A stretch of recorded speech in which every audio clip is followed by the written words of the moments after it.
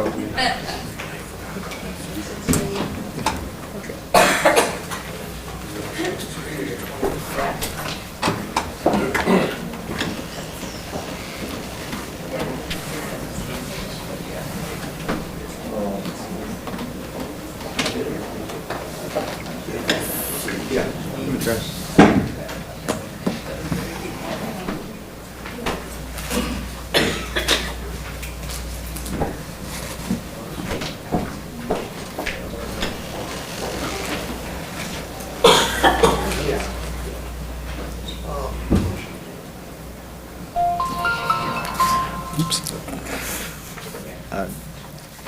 Figured I should at least turn it on.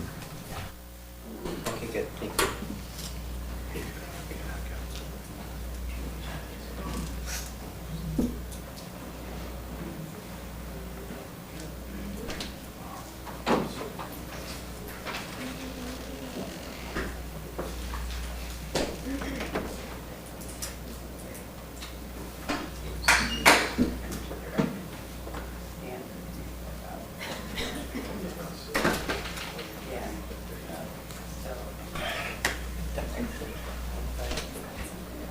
Okay.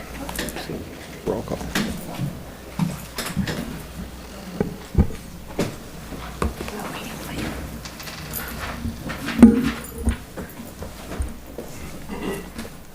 Alrighty, good evening and welcome to the June 13th City Council meeting. Madam Clerk, would you like to call roll? Councilmember Beard? Here. Councilmember O'Neill? Here. Councilmember T-Win? Here. Councilmember Klopfenstein? Here. Councilmember K-Win? Here. Mayor Pro Tem Bui? Yeah. And Mayor Jones. Here. Can I ask Mr. Okereke to lead us in the invocation and then Councilmember Kimwin to lead us in the Pledge of Allegiance? Okay.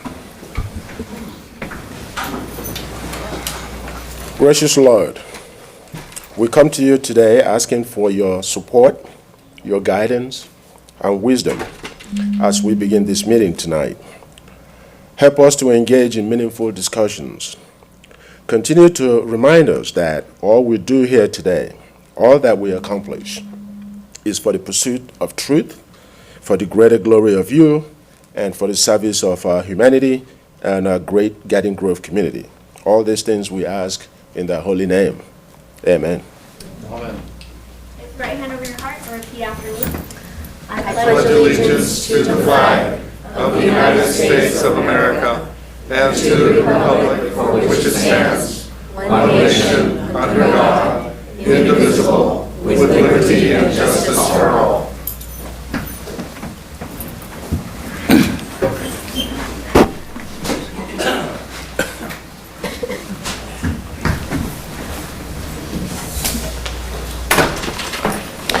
Thank you. We'll move on to community spotlights. 1A, we have a spotlight in recognition of Richard Shea and Judy Rippey as Senior Volunteer Man and Woman of the Year. All right, thank you, Mr. Mayor. This evening, the Garden Grove City Council is proud to recognize two special individuals who have enhanced the Garden Grove community with their spirit of service. They are the Senior Volunteer Man and Woman of the Year, and also, for this year, referred as to the 2017 Strawberry Ball King and Queen. Would Richard Shea and Judy Rippey please come forward? Or we can wear. How far forward? Richard was born in Taiwan and has been an active resident of Garden Grove for over 20 years. He enjoys helping out at the Lewis Lake Senior Center registration desk during lunch, assisting staff with program setups, and being the face of the coffee sales window. And Richard was a recipient of the Garden Grove Chamber of Commerce Women's Division Silver Spoon Award. Judy was born in Wisconsin and has been a resident of Garden Grove for over 40 years. She enjoys helping out with the weekly bingo sales at the Senior Center, volunteering at the lunch desk, and assisting staff with registration during special events, And Judy received an award from Senior Citizens Advisory Council for her outstanding volunteer work. At this time, the Mayor and City Council would like to present Richard Shea and Judy Rippey with a resolution in recognition of their selection as the Senior Volunteer Man and Woman of the Year and the 2017 Strawberry Ball King and Queen. Congratulations.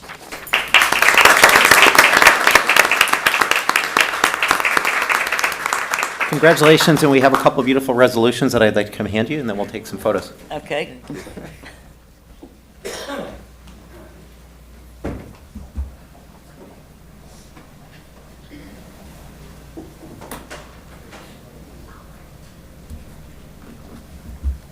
Thank you.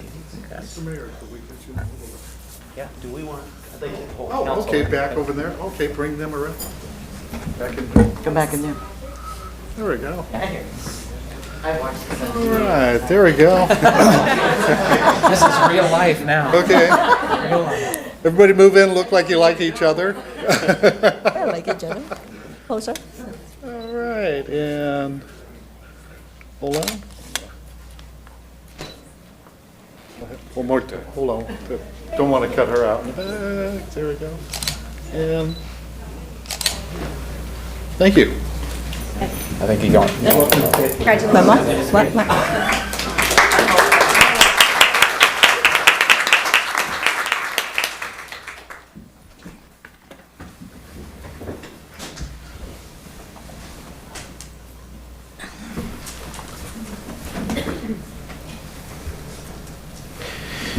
Okay, 1B, Community Spotlight. Grawberry Garden Grove Strawberry Festival Association Organizing Committee for the 2017 Strawberry Festival. I'd like to honor the committee.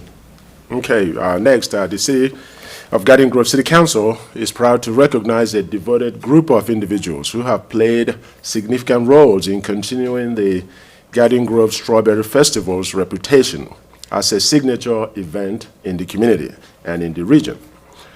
Would President Laura from the Strawberry Festival Association please come forward? Also, will the association members joining us tonight please stand up to be recognized?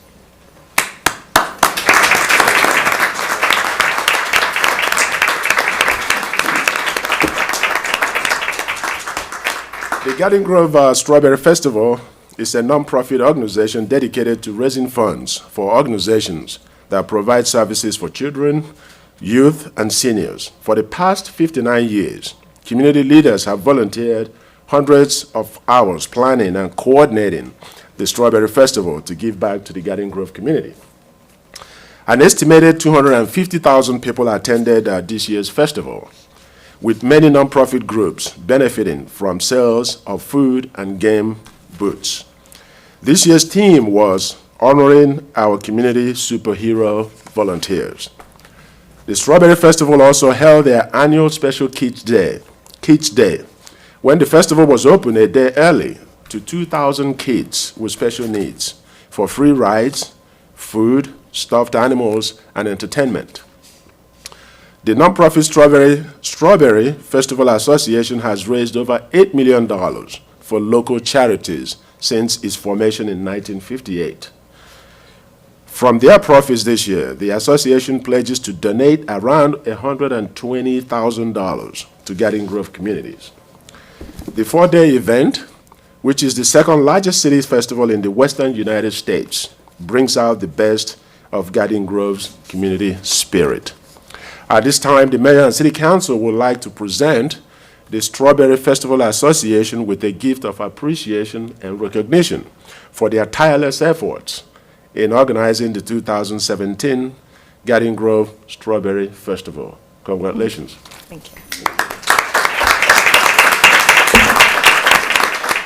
Okay, so Councilmember Tuhawin and I have certificates for each of you. We'll come down and pass out. We do have one gift, but it's like the Stanley Cup. You each get it for one day and then pass it around. So.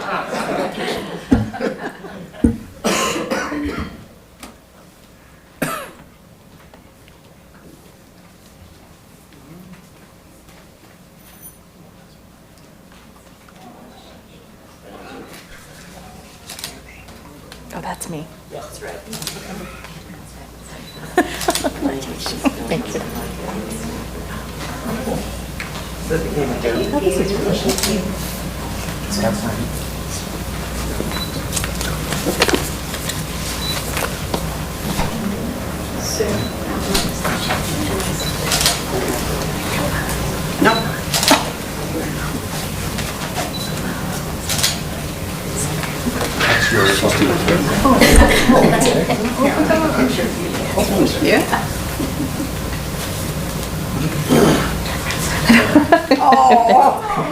oldest one here. There's a picture. I know. That's all right. Okay, thanks.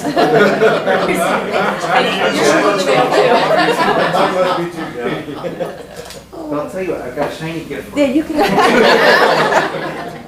Well, that's beautiful. Very nice. beautiful. Jack, you can have that. Okay, show it off, Jack. There we go. You're moving there. Mrs. Mayor, why don't you move in with her? There we go.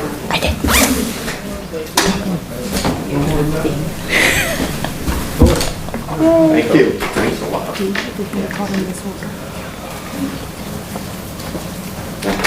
Jack held it long enough. Do you guys all want to kind of pile in here for a picture? Can we do that? And I'll go back. That was real nice.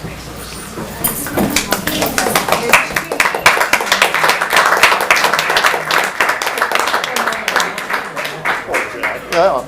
They missed me too. Okay, shorten the back.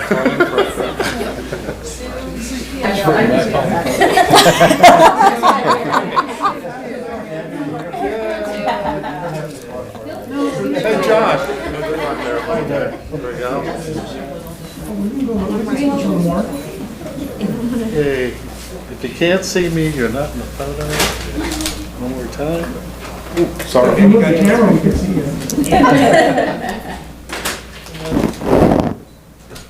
can do this 1,100 more times. Cool.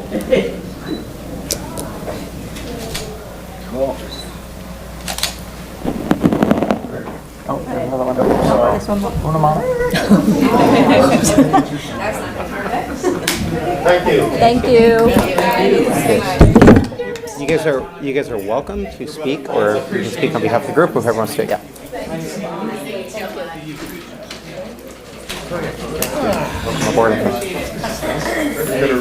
Oh, she's going to read something. She's going to read something. It's just very brief. But on behalf of the Strawberry Festival Board of Directors, we are honored to be acknowledged for our hard work and our dedication to the community. Thank you for spotlighting us this evening. We are very proud of our association. We look forward to next year. I do too, when I can hand it off. And by the way, my last name's New Schaefer. When we work with the City of Garden Grove to make it a successful event. I thank you all for attending the Strawberry Festival. It was truly an honor to have you there.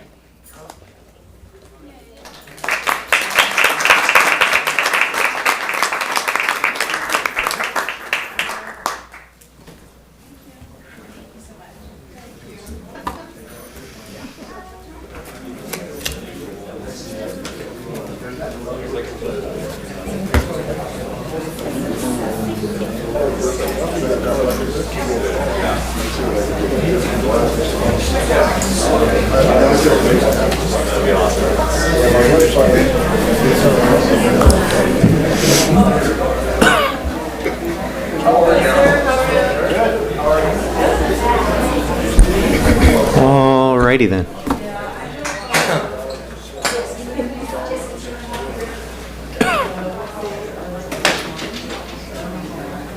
Okay, we'll move on to oral communications for all agencies. I have a number of cards. Christopher Lorenzana.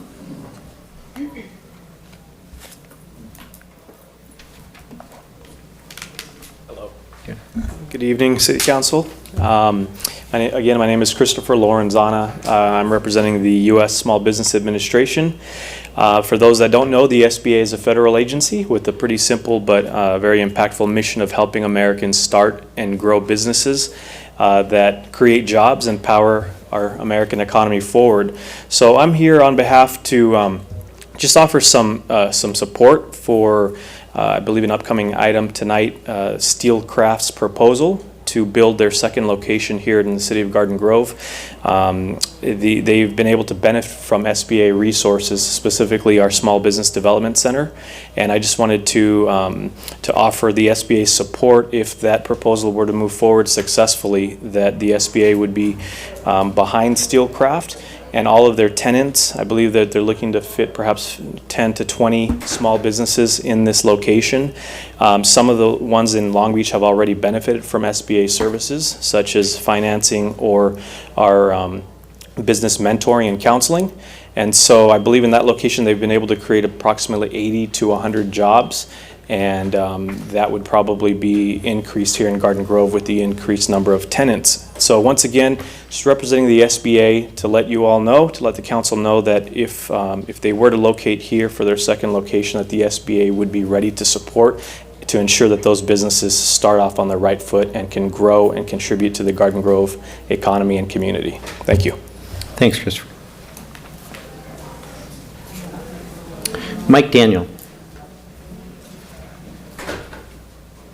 Thank you, Mayor, and thank you, City Council. I'm here on behalf of item 5D, Steelcraft, and I just wanted to introduce to you guys, and you'll hear a lot about it later today, just what it's done to the city of Long Beach. And you know, it's been an amazing structure that has really revitalized and brought so much energy to Bixby Knolls.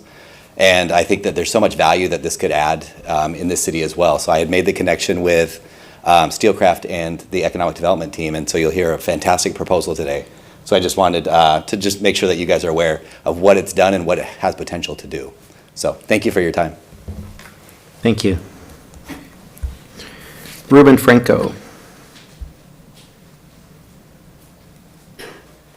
Hi, everybody. I'm Ruben Franco. I'm the president and CEO of the Orange County Hispanic Chamber. Thank you, Mr. Mayor and the council, for hearing us. I'm here for agenda item 5D as well.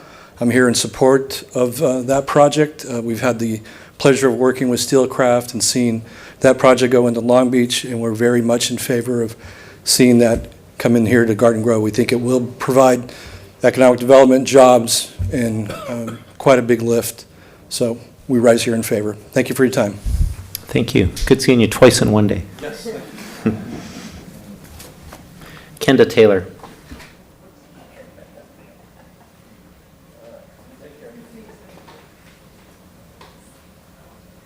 Hello. I'm here on 7B, I believe it is, regarding the RV or large vehicle ordinances that might be coming out. Obviously, I'm an RV owner. I personally don't have an issue with where I store mine. It's along the side of my home, that type of thing. But some of the things I read in the ordinance, I personally have to park my RV on the street to get ready to go out of town. I have to plug it in, which it sounds to me like I won't be able to put electricity on it while I'm getting ready to go out of town. I work full-time, so I don't get packed up in one night. It might take me 2 or 3 nights to get ready to go between kid activities and whatnot, so I think I speak for probably some others.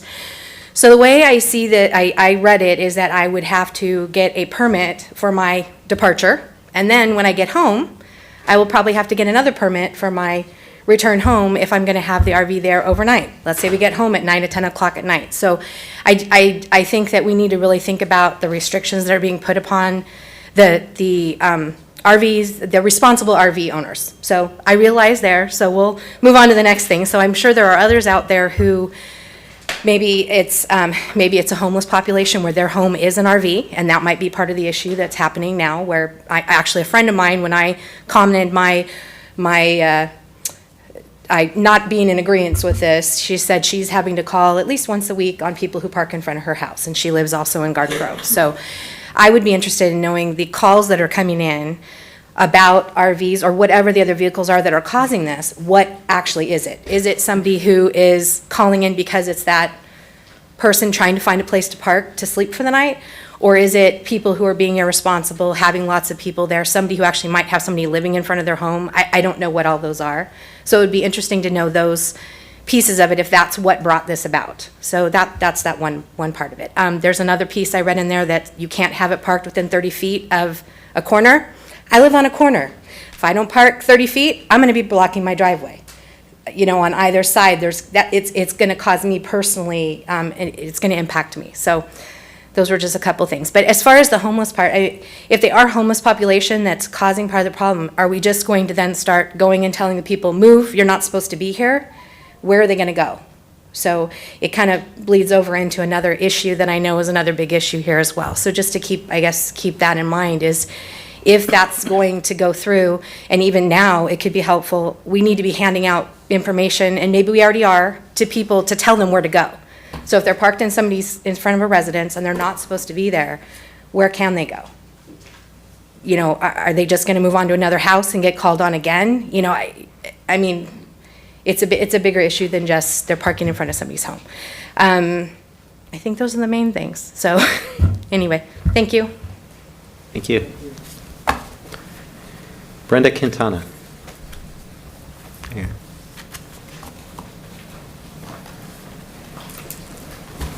Good evening. I'm here on behalf of the independent monitor brought on by the National Highway Traffic Safety Administration to oversee the recall efforts. Takata airbags, you're aware about the recall? So there's 42 million cars in the United States that are being recalled. There's over 700,000 in Orange County. We've been working in Santa Ana, Anaheim, and Westminster, and there's 4 cities that have been affected by these recall. They have these 4 cities have most of the dangerous vehicles in Orange County, and there's 19 different car manufacturers that are affected, from Audi to Volkswagen and everything in between. But we're mostly concerned about the 2000 Hondas, the 2003 Hondas. And right now, Garden Grove ranks as one of 4 that has most of these affected vehicles. We're working in Los Angeles, we're working in the city of Riverside, we're working with the police departments in all these. We've been working with the mayor, and you may have recalled that I've sent you all some emails regarding this issue. So I'm here today hoping that we can figure out a time where maybe I can follow up with you individually to see, well, maybe I can work with staff to see if we can get the city to help us inform folks. The woman who died in Riverside in September, she had 22 recall notices sent to her, but they were in English. They weren't in the language she understood. They were sent to the wrong organization, and when she saw it, she thought it was, because she did see one, she thought it was an advertisement, and she threw it away. She was driving 25 miles an hour. Her car got hit, and she was killed. What happens with the inflators is the airbag shoots out at you like a rocket, and shrapnel will embed in your neck. It's caused damage to people's eyes. They've been blinded, their teeth have been knocked out, and people have been killed. 17-year-old girl in Texas was killed recently as well because a piece of shrapnel embedded in her neck and she bled to death. So we're hoping, you're the last city, and I'm hoping very much so, that we can work with you. We're working with the police departments in the rest of the cities in Orange County. We're doing the DUI checkpoints in the city of Riverside. They're allowing us, it just takes a minute. It's airbagrecall.com. You go in, you upload your license plate, you type in your license plate or your VIN number, and it'll tell you whether or not you have an active recall. We actually went into the Strawberry Festival. We went into the parking lot, and just briefly, we were there just for half an hour. We found 41 Hondas and 11 recalls just in half an hour.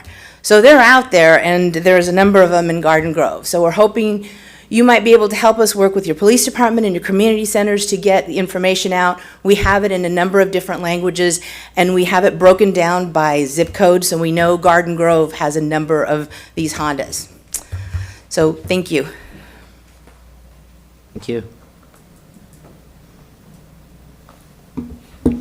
Laura Hearn.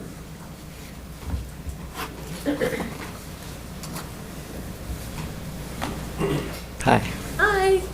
Good evening, Mayor and Council. I am here tonight on behalf of the Garden Grove Main Library to talk to you about our upcoming programs, all the fun stuff. So, starting next week, on Monday, June 19th, the Summer Reading Challenge begins in Orange County. All right, be sure to visit your Garden Grove branches to pick up your reading log so you can start reading and check in at the library each week to earn prizes. This year's theme is Reading by Design, and we have lots of fun programs planned this summer for all ages. So why is summer reading so important, you ask? Great question. The summer slide. Children who don't read during the summer can lose up to 2 months of learning by the time they return to school in the fall. And children who participate in summer reading programs can read and read a minimum of 6 books over the summer, score higher in reading and math when they return to school. So the program runs through July 31st. I hope you all sign up. It's for children, teens, and adults. So don't forget you adults, all right? This year, we're also offering Lunch at the Library, starting June 26th through August 4th. So Lunch at the Library is a program of the California Library Association, supported by the U.S. Institute of Museum and Library Services and the Garden Grove Unified School District. A free lunch will be served from noon to 1 p.m. Monday through Friday and is available to all children up to age 18. So children and teens can enjoy a healthy meal and participate in various programs. We also this summer will be hosting author Anne Cleland, author of the contemporary New Scotland Yard, Doyle and Acton mystery series. As we all enjoy a historical fiction Regency period series, and we'll be presenting Write Your Own Book, a Basic Primer, on Sunday, July 16th at 3:30 in the afternoon. We also have yoga. We've started yoga, so relax and let go with the flow with Gentle Flow Yoga every Sunday morning at 11 a.m. Bring your towel or your yoga mat, wear comfortable clothing, and prepare to pamper yourself. So we'll also be hosting bingo Thursdays at 5:30. So White Elephant Bingo, fun for the whole family. So, and we've got some pretty cool prizes, I must say. And this year we still need summer volunteers. So teens, if you're interested, we're still accepting applications for ages 14 through 17. Pick it up an application, drop it by, and sign up for some shifts. All right, thank you so much for your time. Thank you. Josh McIntosh, point O.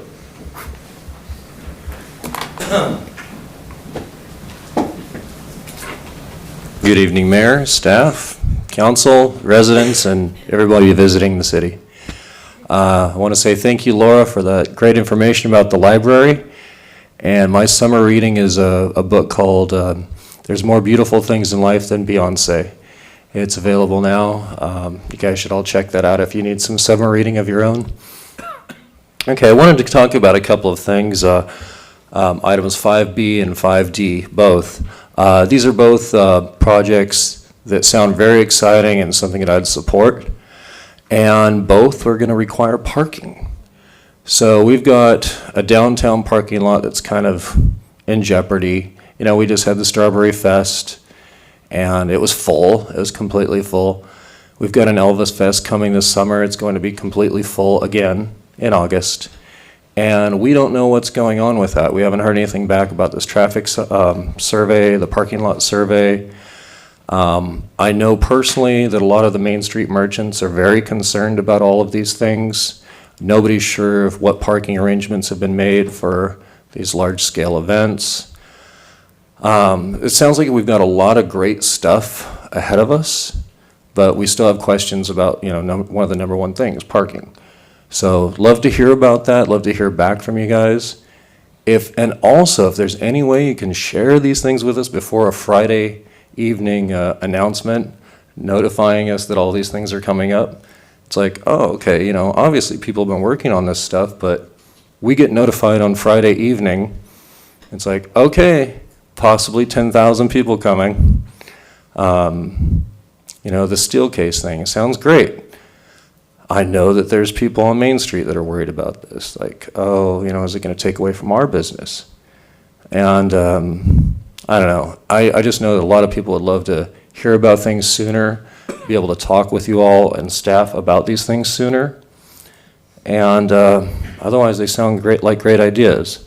I mean, this concert, I want to hear Sublime do the song Garden Grove and Garden Grove. You know, that sounds like for that enough, I would support this concert. You know, if staff recalls, I had my wonderful little film fest that brings 20 people a year. But, you know, we had all these same ideas to fill the park with all these events, you know. So something I've always wanted to do, supporting it, and it's good to see you guys again. Thank you. Thank you, brother. Viet Tran.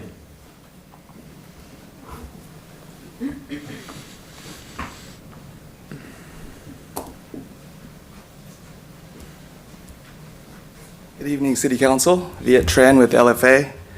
I just want to address item 5B, the agreement with LFA to conduct a 2-day music festival, and talk about Josh's concern about parking.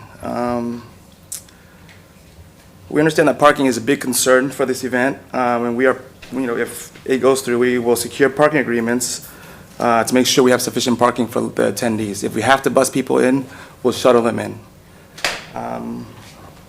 Also, this is a ticketed event, so we have direct communication with the customers. So we can email them, text them, say, hey, this is your parking area, go to this location, this is where parking is. We will also have maps to clearly define all the parking areas, designated parking locations. Also, we'll also post up no parking signs, no event parking signs at the local schools, churches, et cetera, that, you know, parking is not allowed. Also, we'll work with Uber and Lyft to designate a Uber and Lyft pickup area, so you can only call for and drop off at certain locations. Another thing we'll do is work with the local hotels to make sure shuttles are routed to the event, the drop-off locations. You know, we're very excited that you're considering this event and believe that it will be a positive event for the community and local businesses. Thank you. Thank you. Jean Reiser.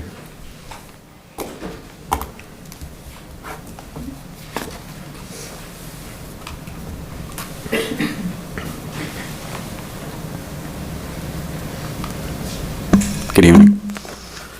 Really excited to potentially bring this event to your city. We're actually not able to say who the bands are, so we're not going to comment on that. But the sound vendor that we're using is the premier sound vendor in the concert and festival industry. They do every festival you've heard of. Southern California, we work with them. We worked with them for over 10 years. So we're going to work with them to design the sound system in the park to minimize the impact on the neighborhood. So they'll be out here walking it, we'll design it. However, the current agreement limits us to 70 decibels at the property line, which is not possible. So we're asking to amend the agreement to go to either 100 decibels at the property line or 110 decibels that would call for in a house, which is the position where they mix the bands, about 100 feet in front of the stage. And again, the sound systems we use, they sort of are directional, and we'll aim it to sort of try to cover most of the sound waves hitting the park. However, you will obviously be able to see it. You're here outside of the grounds. It is a concert. We are sensitive to the community, so we've worked with the city to limit the hours to 9 p.m. on Sunday and 10 p.m. on Saturday, which we're fine with. And that's about it. We're excited to do this. Thank you. Thank you. Maureen Blackman. The one and only.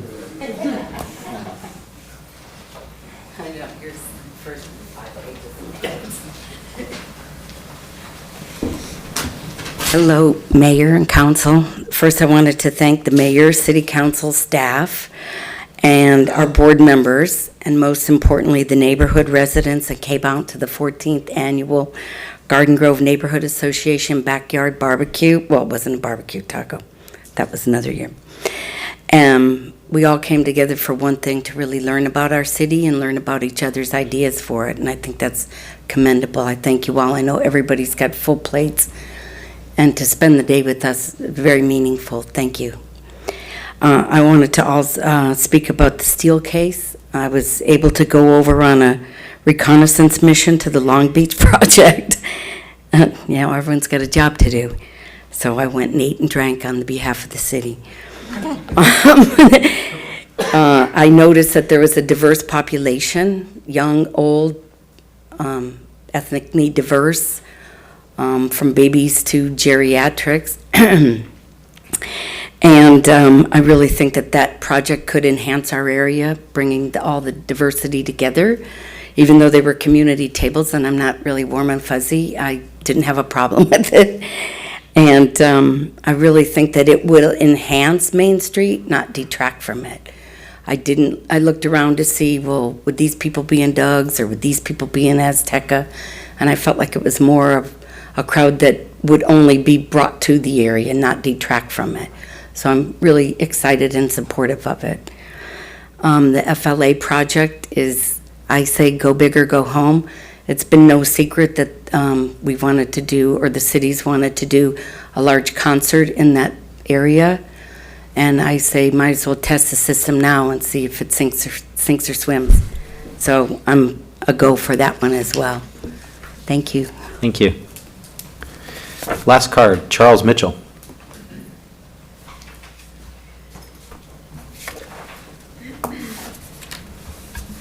Good evening, Mr. Mayor, members of the council and staff. We have a lot of new projects starting in our city between hotels and restaurants and various other venues.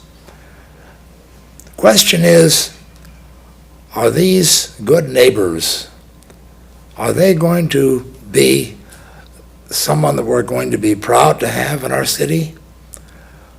Or are they liable to end up like, unfortunately, projects sitting on Garden Grove Boulevard right near Brookhurst? Now, I know that there's a lot of animosity between the two parties engaged in the Galleria, but I wonder if there's a way that they might do something to benefit the city. And what I'm talking about is disguising the structure. This isn't Hollywood, but if you drive along Sunset Strip, you'll see that a lot of the buildings are billboards. And they advertise a number of different things in that community. It seems to me if the two parties would willingly sit down just long enough to try to find some way of improving the appearance of that structure until they can get through all the other issues and finally move forward. I think possibly inexpensive sheeting could be draped down the sides of the building, and images could be projected. Can you imagine driving along the freeway and seeing a big size poster advertising one of our car dealerships, or the Great Wolf Lodge, or any of a number of other businesses and enterprises in our city that might draw some people to come and see what we have? At least it would make the structure look a lot better. Thank you. Thank you. So that's the end of oral comments. Did you want to say something, follow up? Mayor Pro Tem Booth. Well, thank you, Charles Mitchell, and I was surprised that today you did not mention much about the veterans. Perhaps you give that privilege to me, and thank you. 2 weeks. 2 weeks, yes. Well, you probably surprised to see me wearing this, this shirt today. Normally I would be in suit and tie, but today is different. The reason is at the memorial services, last couple of weeks ago, I ran back and forth between the Big Family Memorial Services in Westminster and the Magnolia Memorial Park in Garden Grove. And I was very, and then after that, I visit the American Legion Post 555 on Beach Boulevard, just in front of the Big Family Memorial Park. And to thank you, the veterans, and to my, pleasantly surprised, I was present this shirt from, the Post 555, and I was so thrilled. So today, I would like to wear this shirt to, in honor of the veterans, and especially the veteran at Post 555 of the American Legion. Thank you for your services. Thank you for your sacrifice, and thank you for the shirt.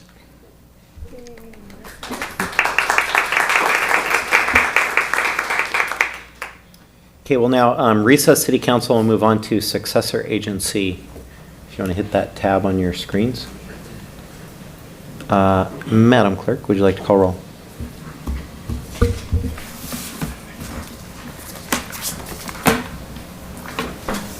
To write all my notes still. Member O'Neill? Here. Member T. Win? Yeah. Member Bowie? Here. Member Klopfenstein? Here. Member Kay Win? Here. Vice Chair Beard? Here. And Chair Jones. Here. Okay, consent items, we have several. Anyone to be pulled, or would someone like to move a motion for the balance? I'll make a motion to Second. Motion and a second, call to vote.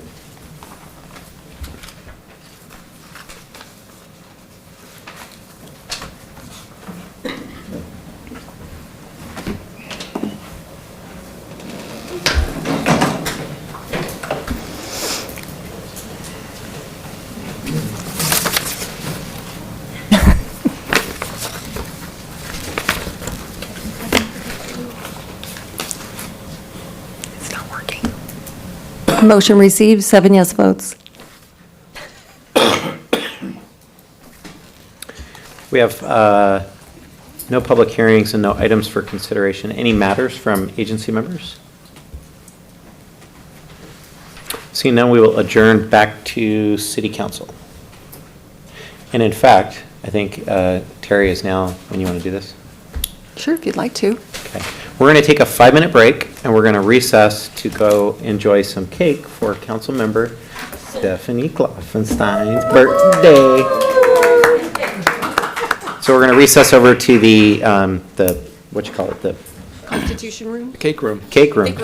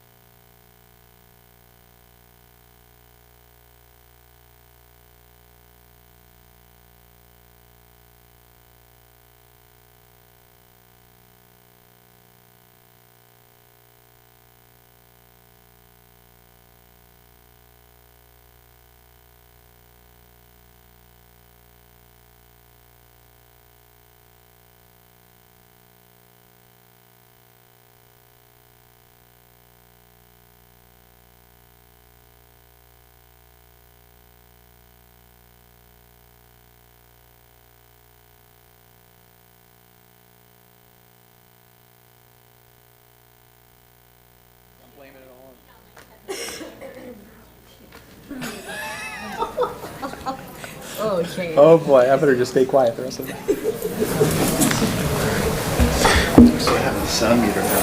We got, okay, we will reconvene and plow forward.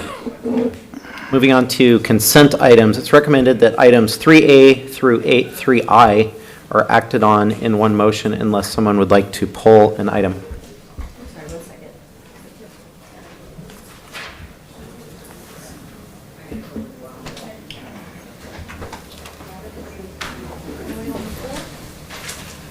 Motion to approve? Second. Call to vote.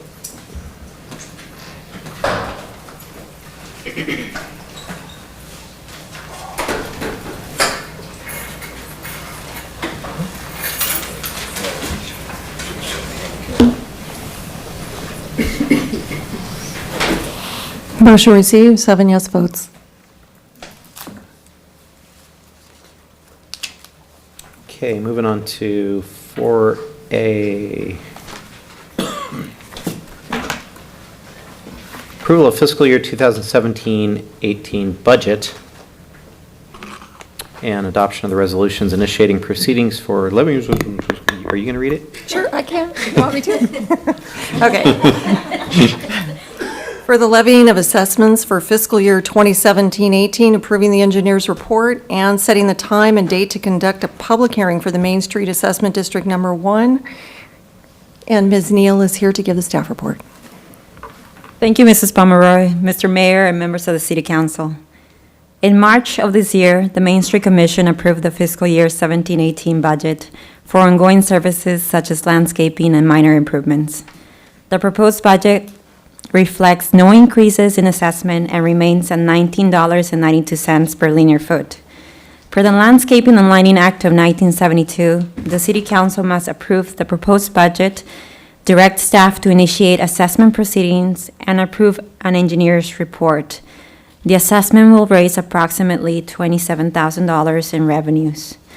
Tonight, the City Council is asked to approve the Main Street Assessment District budget for fiscal year 17-18, approve the engineer's report, adopt the attached resolution of intention to levy and collect assessment, and set a public hearing date for June 27, 2017. This concludes my report, and I'm available to answer any questions. Thank you. Any questions? Motion to approve? Second. Call to vote.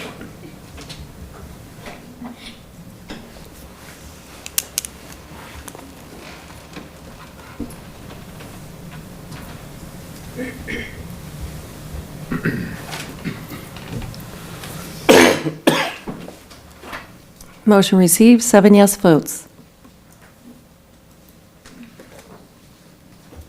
Thank you. Okay, moving on to 5, which is items for consideration. We have a number of different items for consideration tonight that we have to take each one by one. So first is 5A, establishment of a monument policy. That's correct. This is approval of a monument policy for establishing criteria and guidelines for the placement of monuments on city property, and Ms. Hoy is here to give the staff report. Good evening.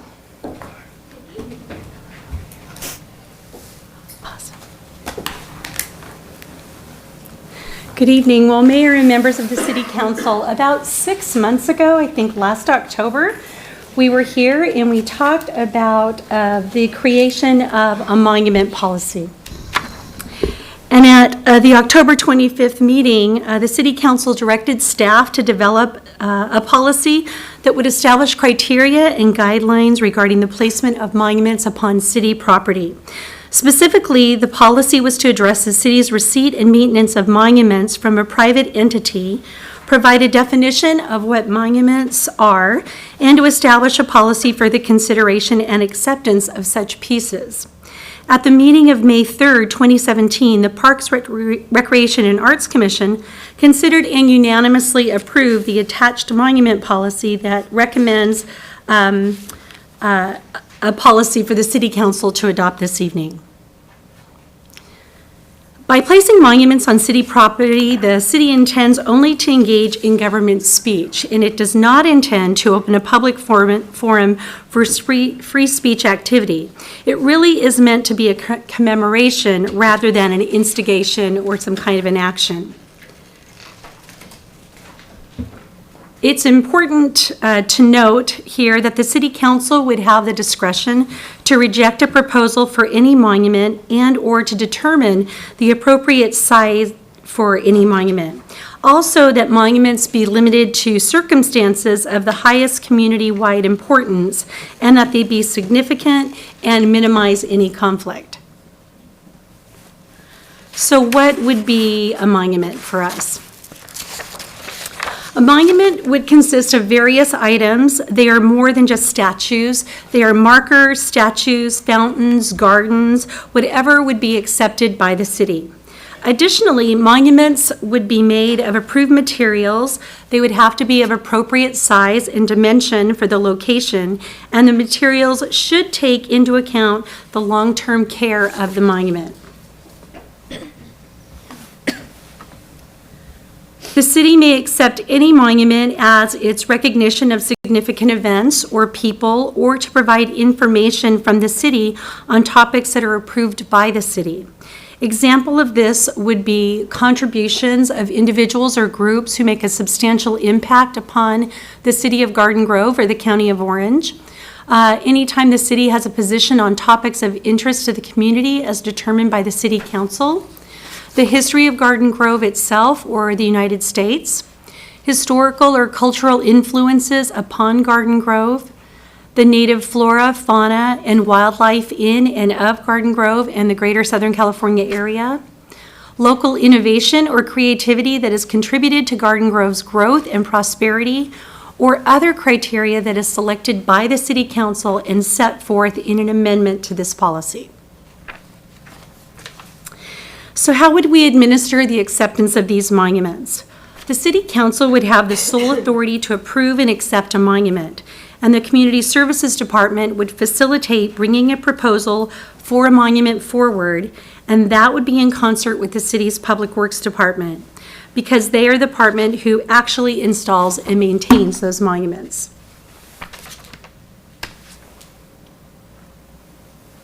Once the city receives a monument, it now becomes the property of the city, and the city would have the right to relocate it or to remove it if it saw fit.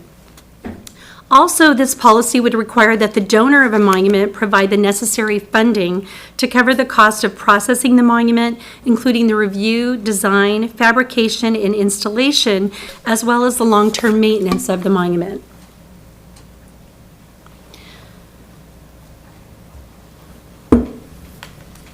So the process would require that the monument conform to the approved government speech topics. It would have to be made of durable materials with a lifespan of at least 50 years. The materials would have to be resistant to vandalism and graffiti. They would have to be of a scale, material, color, and style that's appropriate to the site that it's being located. The city would have the ability to decline or accept a monument for any lawful reason, and review would take place through the most applicable city commission associated with the proposed monument. It could also be determined by the city manager that the monument be reviewed by the planning commission if there were environmental or zoning concerns. So let's review basically how this would work. You would have someone, a person, a group, or an event that's being memorialized, or it's deemed to have a significant contribution to the city, and they would propose a monument of scale, cost, and visibility for the proposed monument. It would not be able to duplicate other monument themes that we have within the city. The monument would go through a community outreach that's conducted by the group who is actually proposing the monument. And that would have to be verified and attended by city staff. The installation and maintenance of the monument is within the priority of the Public Works Department and their work plan. The monument could not be objectionable to persons and the community being honored. If there was dissension or discord, that was observed by the city manager. The city council, of course, could seek further direction from the commission, and they could send it back and ask them to review it further. The monument should be designed and supervised by a qualified professional in the art of design field, including a registered architect or engineer, or even a landscape architect or artist, depending on the kind of monument they were proposing. Any environmental review would have to go to the city's planning department, and it would have to be consistent with the city's master plan. The group that's proposing the monument would have to be able to show verifiable funding source that would pay for the review, design, fabrication, installation, and maintenance of the monument before proceeding to incur any city costs or staff time in reviewing it. And the city council would have the final review and approval of the project, including the appropriate site for the monument itself. We would require the group to deposit an endowment of at least 25% of the project value to cover the cost of the maintenance and protect it against future default or any kind of vandalism that it may incur.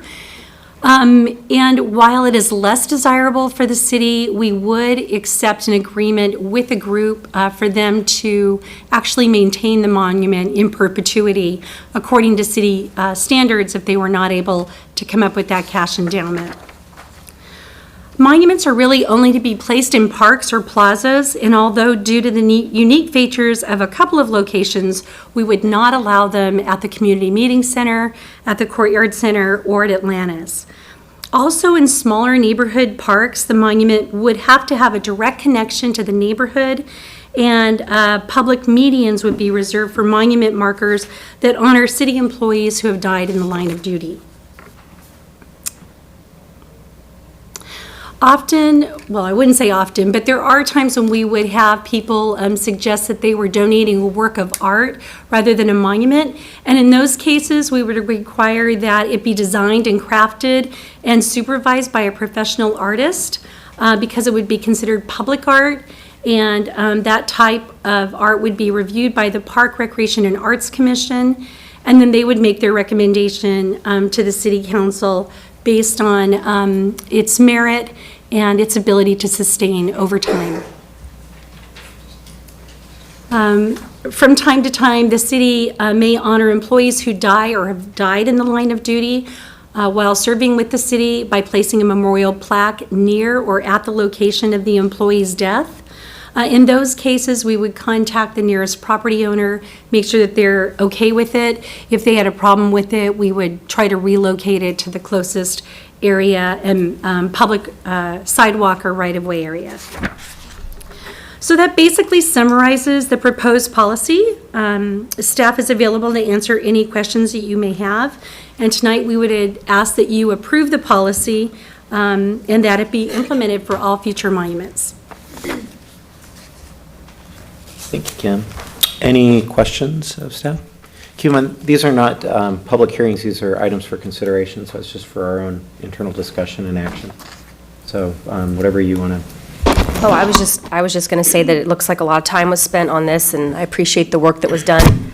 And I'm happy to see that it went through the planning, or the Parks and Rec Commission, and they unanimously approved it, so I think that's great. Great. Councilmember Beard, so you kind of brought this forward, so I'd like to hear your take on how this meets up to what you. Well, I tell you, to be honest, I'm pleased with the outcome here. It gives us a direction, it gives us a plan, it gives us some guidance. This will happen going on in perpetuity. Monuments last for, 50 years or longer? And I think this covers that period. But what I really like about this is it has a review process of the Parks and Rec Commission. It directs it to the other appropriate commissions, be it Public Planning Commission. It goes to it touches different elements of the city, which I think really needs to be done. But I really, really like the review process. We have more eyes on a long-term project like this, or a monument that lasts for such a long time, is important. We should put a lot of thought into it, and I think this gives the guidelines, the criteria, the standards, and flexibility to decide as a city, as policymakers and the community, on what types of monuments, what we are memorializing, and but mostly the citizen review of this. And so I'm very pleased with the outcome. And I think it'll be helpful to down the road for a lot of projects that may come up. I like the aspects of the public art. I think we need more public art, and this definitely gives us some guidelines with that as well. I would like to commend the staff for a great job here. I think this guideline is very comprehensive. It addressed many concerns, and and hopefully this guideline will minimize, if not eliminate, the risk that would expose any small or big project or monument that we are going to consider in the future. I like it a lot.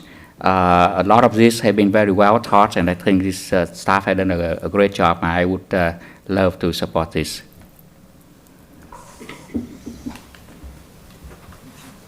Can I make the motion? Please. I'll move approval. I second it. Call the vote.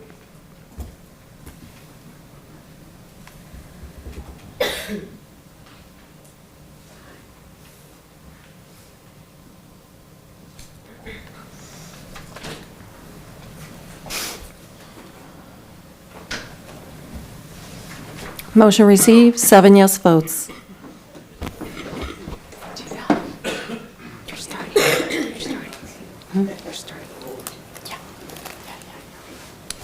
Thank you. Item 5B.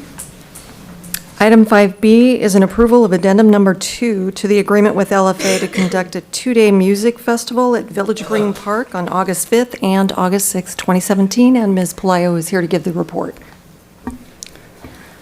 Well, Mayor and members of the City Council, in February of this year, the city entered into an agreement with the LFA Group for the operation and management of the Festival Amphitheater. And over the last 3 months, LFA has been working toward developing a capital improvement plan to enhance and expand the capabilities of that facility. In addition to developing a restaurant-quality music venue, staff challenged LFA to bring musical experiences to the city that are unique and different to anything Garden Grove has seen before. Tonight, staff is presenting an amendment to LFA's original agreement, allowing them to expand into Village Green Park for a 2-day music festival, Saturday and Sunday, August 5th and 6th. At present, the H&M Festival is scheduled to take place in Silverado at Oak Canyon Park. But due to logistic issues, just 1 week ago, LFA had an opportunity to bring this year's festival to Garden Grove. So I'm going to turn this over to Janet Palayo, and she's going to briefly review the agreement with you.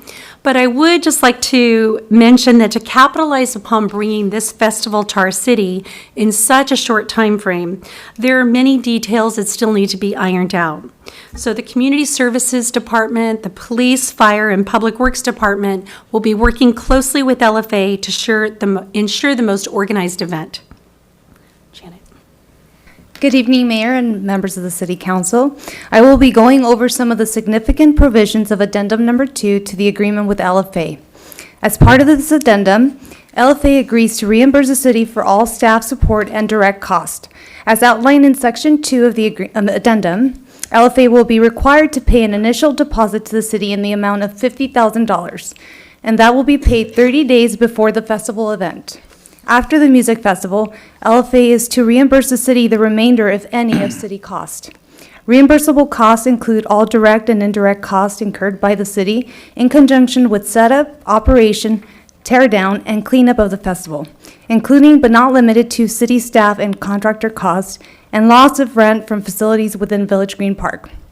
Additionally, LFA will be providing an occupancy plan, a site plan, a security plan, and a parking plan that meets the fire department and police department requirements. Occupancy for this event is estimated to be about 10,000 people. As outlined in Section 5, the hours of operation will be restricted to Saturday until 10 p.m. and Sunday until 9 p.m. LFA must complete all insurance requirements 30 days prior to the festival event. Those include $5 million per occurrence for bodily injury and property damage liability, commercial general liability in the amount of $5 million, including additional insured endorsements, and not less than $5 million general aggregate. This will have to cover any vendor providing rides or carnival-type activities, any vendor providing stage equipment and/or setup of stage itself, and any vendor that will be providing safety and/or security services at the festival. LFA shall ensure that all entities or organizations engaging or sponsoring alcohol sales shall obtain and maintain not less than $5 million in commercial general liability insurance per occurrence and not less than $5 million in general aggregate. I will now be turning it over to Kim Hoy. She will be going over other provisions and addressing some of the questions from council members. Thank you, Janet. So there were a couple of questions about the agreement itself. The first was regarding the security plan. So LFA will be coordinating their private security company with the police department to create a security plan for the venue. At present, the plan is that LFA's private security will monitor the interior of the concert, while the police department will monitor the exterior part of the venue. Regarding street closures and residential parking access, I think they had mentioned during oral communications that LFA is in the process of securing parking agreements with both public and private parking lots and arranging for shuttles to and from the parking lots that are farther away. LFA really is encouraging carpooling and the use of car services such as Uber and Lyft. In fact, they estimate that approximately 20 to 25% of their concert goers utilize services such as these. The agreement requires that LFA show evidence of those parking agreements prior to the event taking place to ensure that there is adequate parking for the event. We've made some preliminary discussions with the police department regarding the best way to protect residential parking, and will work closely with both Public Works and the police department to make sure that concert goers park in their designated lots. The next section was regarding alcohol sales and DUI safeguards. And during the last week, staff has been working closely with the police department to arrive at the type of alcohol that's going to be permitted and the hours of service. Beer and wine sales will be permitted in the general admission area, with beer, wine, and spirits permitted within the VIP area. Alcohol sales are permitted up to 10 minutes prior to the end of the concert.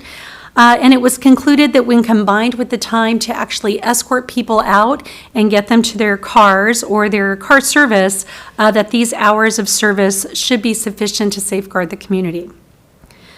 As stating earlier, the police department will monitor the exterior portion of the venue to ensure safe exiting from the venue, and a significant percentage are expected to utilize those alternative car services.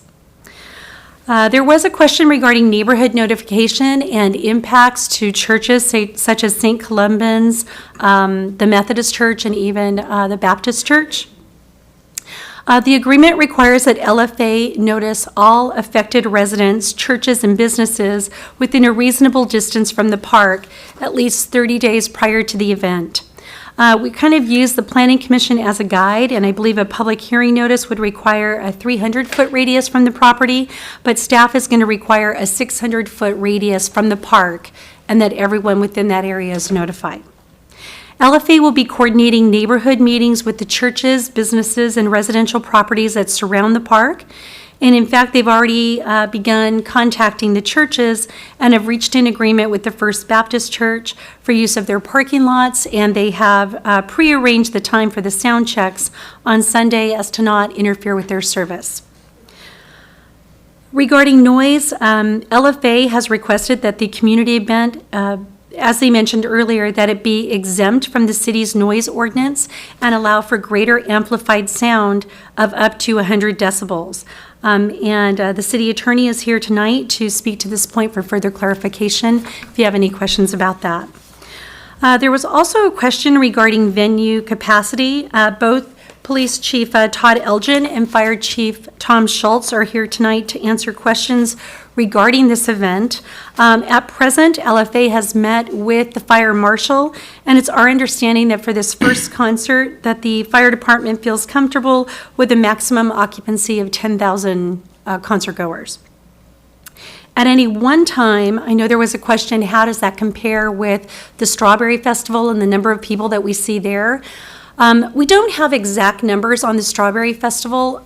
We think that it's comparable when you compare the fact that if, let's say you have 10,000 people inside this venue, and when you compare the fact that you have all of the rides, the people that attend the festival, also the street with the vendors, and even the amphitheater, there are probably fewer than 10,000 at any one time at the Strawberry Festival. And I think that answers most of the questions that we had. I think there was also one question just about the Fountain Valley Mile Square Park experience and some of the issues that they had with parking there. I think one of the main considerations at this year's festival, Tet Festival in Fountain Valley, is that it was held on the county side, but the city side wasn't really part of that, and so they did not stop the events that were taking place on the city side. And it really caused a lot of people to park within the neighborhoods. And I think it caused a lot of the problems with their parking.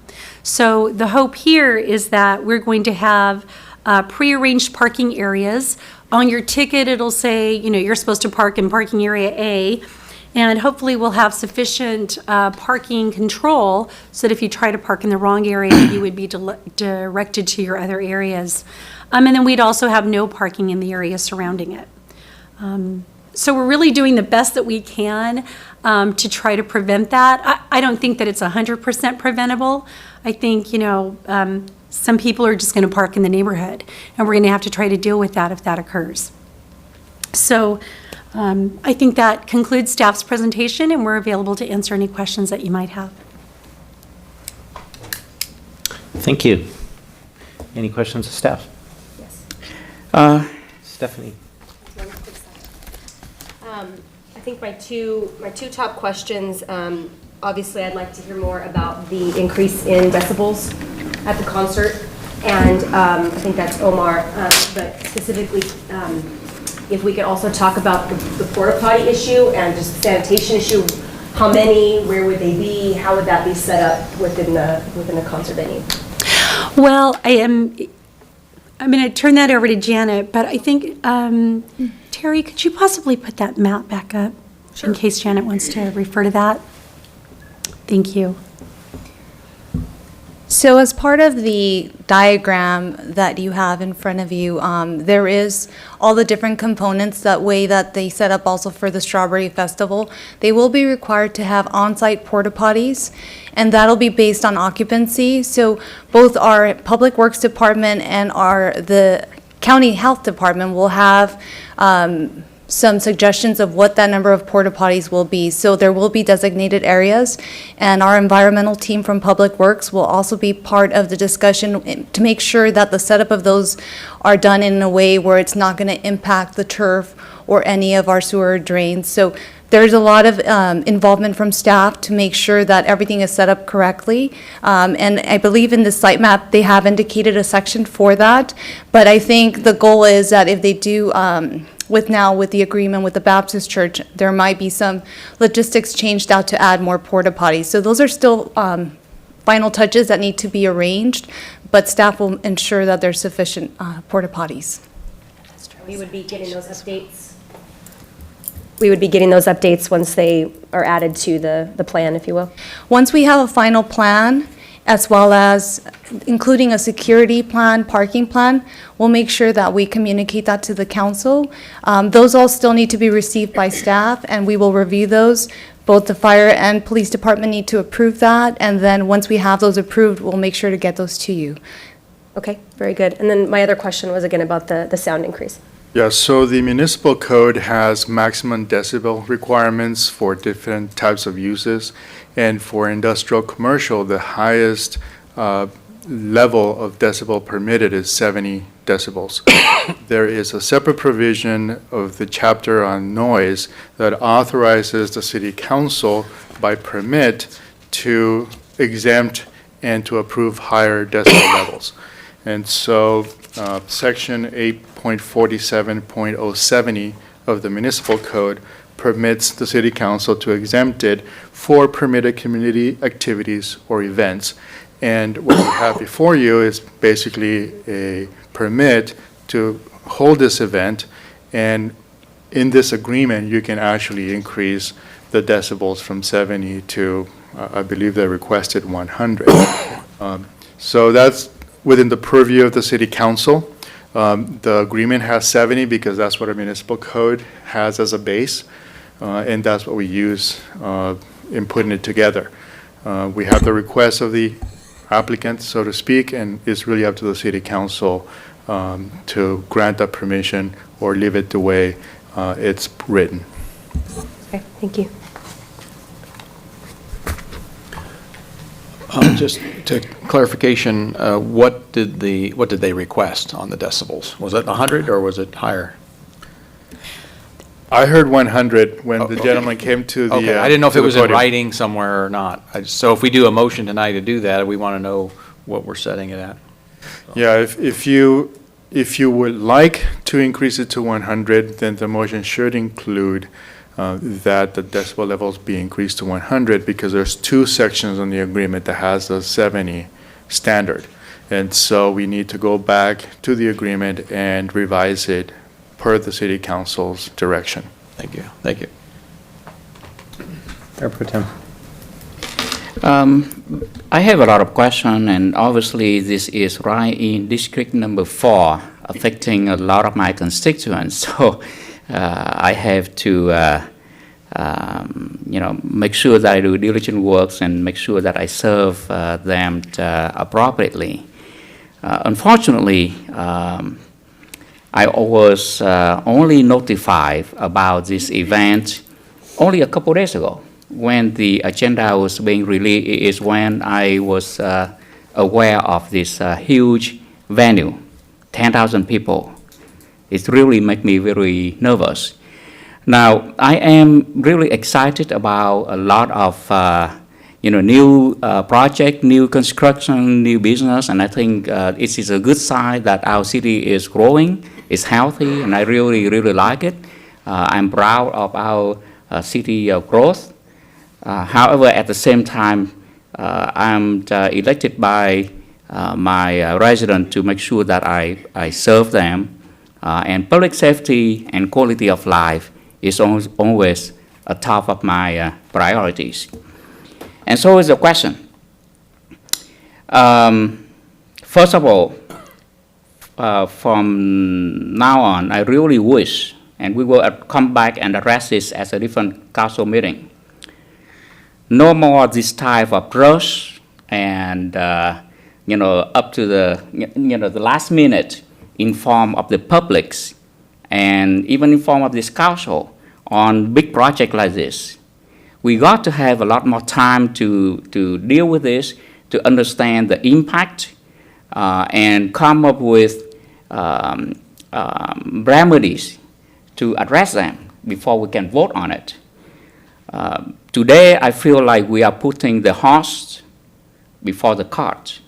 By approving this project today with a lot of unanswered concerns, it's really worrying me. But other than that, let not waste time and get into trying to understand what are we dealing with this here when we are trying to do a 10,000 people venue, something that the city have never done before, and we're trying to rush this in a matter of only a couple months. When we do the strawberry, it took us 6 months or 8 months to plan ahead of time. When we do the Tet Festival, same thing. And when we do the Tet Parade in the city of Westminster, we also spend 6 to 8 months, even though we have done this year in and year out. So let me start with parking, because I'm sure it will be putting a lot of burden on our resident in the vicinity of it. And I do understand, and I really thank you, RFA, for coming up with public parking, with shuttles, with encouraging Uber and Lyft to reduce the number of people who drive to the event. How are we? Can staff or perhaps a traffic engineer give us some idea? How are we going to minimize the folks who do not want to park off-site and take a shuttle? People who cannot get Uber or Lyft, because for Uber and Lyft to drive a few thousand people to the event might be tough. And so let's just say 10%, 1,000 people who decided, hey, I want to park as close as possible. And can they get through the street closer and park along the street and use up all of the street parking, even though we may post a sign, no parking. And even if we put a sign, no parking at Home Depot, at the main street parking, the west parking lot, and even if Costco, like during the Strawberry, have sign out there, hey, no event parking. How do we minimize people from just ignoring those signs, those posts, and park on the streets, and take up all of the resident or the church parishioner from parking there? That's question number one. Well, we're still coordinating with LFA, but certainly we would have to require that they have extra staff to actually sit at some of those larger parking lots to ensure that people don't park there. One example would be Costco, where they usually place an attendant in the Costco lot and require that you show your Costco card before you can actually enter during the Strawberry Festival. We would certainly have to require that at least in the lots that are the closest proximity, that they have staff there that ensures that people don't park there. Now, at the same time, they are coordinating, they're just starting again in the last week. They've been talking with the school district to try to acquire the school lots that are surrounding the area, so the Lincoln Center, Jordan, and some of the elementary schools that are the closest to the area, to encourage people to park there. They're coordinating with Coastline College to utilize their lot. Also Concord Career Institute, even looking at the lots up at Brookhurst and Garden Grove Boulevard with the Ronnie Lamb project, possibly parking a lot of their staff there and bringing them in or shuttling them in from that area. They're talking to the hotels and also the retail shop owners up at Garden Grove Boulevard and Harbor to try to get as much parking in proximity to the area as we can. Other than that, we'll be posting the neighborhood surrounding it with no parking, and we're going to have to work with Public Works and with the police department to see how we can best minimize that. But today, I don't have all the answers for you. But we could certainly return at the next meeting to give you an update and to let you know the progress that we've made at that time. Okay. Remember the Mile Square Tet Festival. I follow that closely because that is something big in the Vietnamese community. The issue that we have there that we could learn from that lesson would be the county and the city of Fountain Valley have worked very closely together. So contrary to what you mentioned earlier, Mrs. Kim Hoyt, the city of Fountain Valley worked very closely with the county staff. And Fountain Valley PD closed off any local street surrounding the far side of the Mile Square Park. And only people who show driver license that actually live in that neighborhood are allowed to enter and get through the barricade. They also inform the the shopping script near the Mile Square Park to and allow them to tow anyone who parked there for the event. And that on Saturday evening, I have a wedding. It took me 2 hours to find a parking lot at a restaurant at the corner of Edinger and, at the corner of Edinger and Euclid. 2 hours to find a parking lot because it was people who go there, they're desperate to get into the parade. Not the parade, the Tet Festival. So they park anyway, even if at the risk of having the car towed away. So having sign is one thing, but will people honoring that? It's a different things. And it's difficult to police it because people will pretend they go into the restaurant, they pretend to go into some other store, and then they hang out there for a few minutes, and then they sneak out and they go to the festival. So I think this is an area where when we want to make it work, we have to look very careful, address all of the issue, and make sure that we don't cause problem for our neighborhood. I talked to Cheryl, the council member from Fountain Valley. She told me this after the My Square Park Tet Parade. On her watch, never again she yield to having the Tet Festival again in My Square Park from the city perspective. Never again. To tell you how frustrated the city would be when they were promised that don't worry, this will work. But in fact, it is not. So I think we want to make this work, but I think we have a lot of hard work ahead of us. So don't pretend that we will be able to, snap the finger and we will be able to solve it. Second question would be, you mentioned about, we will notify the Methodist Church, the St. Columbine Church, and other churches within the vicinity. This morning, I called the pastor Bao of the Methodist Church, the church that are right at that location. Mm-hmm. He was surprised. He doesn't know about this. And he is very alarmed. He is out of town, and so that's why he cannot come here tonight. But he's very worried. He had 5 services on that day. And he's worried that it will severely impact the parishioner being able to get to the church and get to the services on time. In addition to that, he's very worried about loud applause that will burst out after each performance. That may, even if they close the Methodist Church door, it may get through and disrupt their services. Mm-hmm. He is very concerned, and he said, unfortunately, he is out of town at a conference, so he cannot be here today. But he would like to express a concern to me, and so I think there's something that we need to deal with.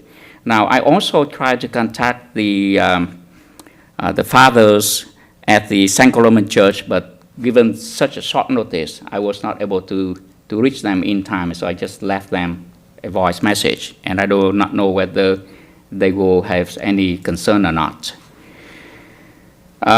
Certainly, people who go to church throughout Saturday and Sunday, between various services, we have a few Vietnamese mass, we have a few Spanish mass and English mass. And so people who have a mass at 5 o'clock, they will have a very difficult time to get in, find a parking, and attend mass. My other question would be on the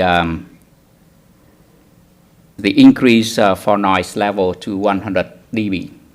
Now we know that going from 70 decibel to 100, which is an increase of 30 decibel. I do not know if there's any sound engineer here, but perhaps the group from IFA can let us know how much and each additional 10 decibel would increase. It's not linear, it's exponential. So an increase by 1 means an increase by 10 folds. So an increase by 30 decibel is a huge increase in noise level. So I don't know if I have an answer whether we should allow that or not today, because that would be something that we have to do it, and I do not want to vote on something that we do not yet know the answer. On the number of people and being able to control the crowd and being able to make sure that this is safe for not only for the residents surrounding it, but for our residents and for people who happen to go through this event. I would like to have the question addressed to the chief, or if he's here. Is the police chief here?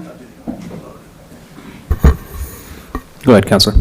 How many officers, sworn officers, do you think is necessary to be deployed to support an event such as this?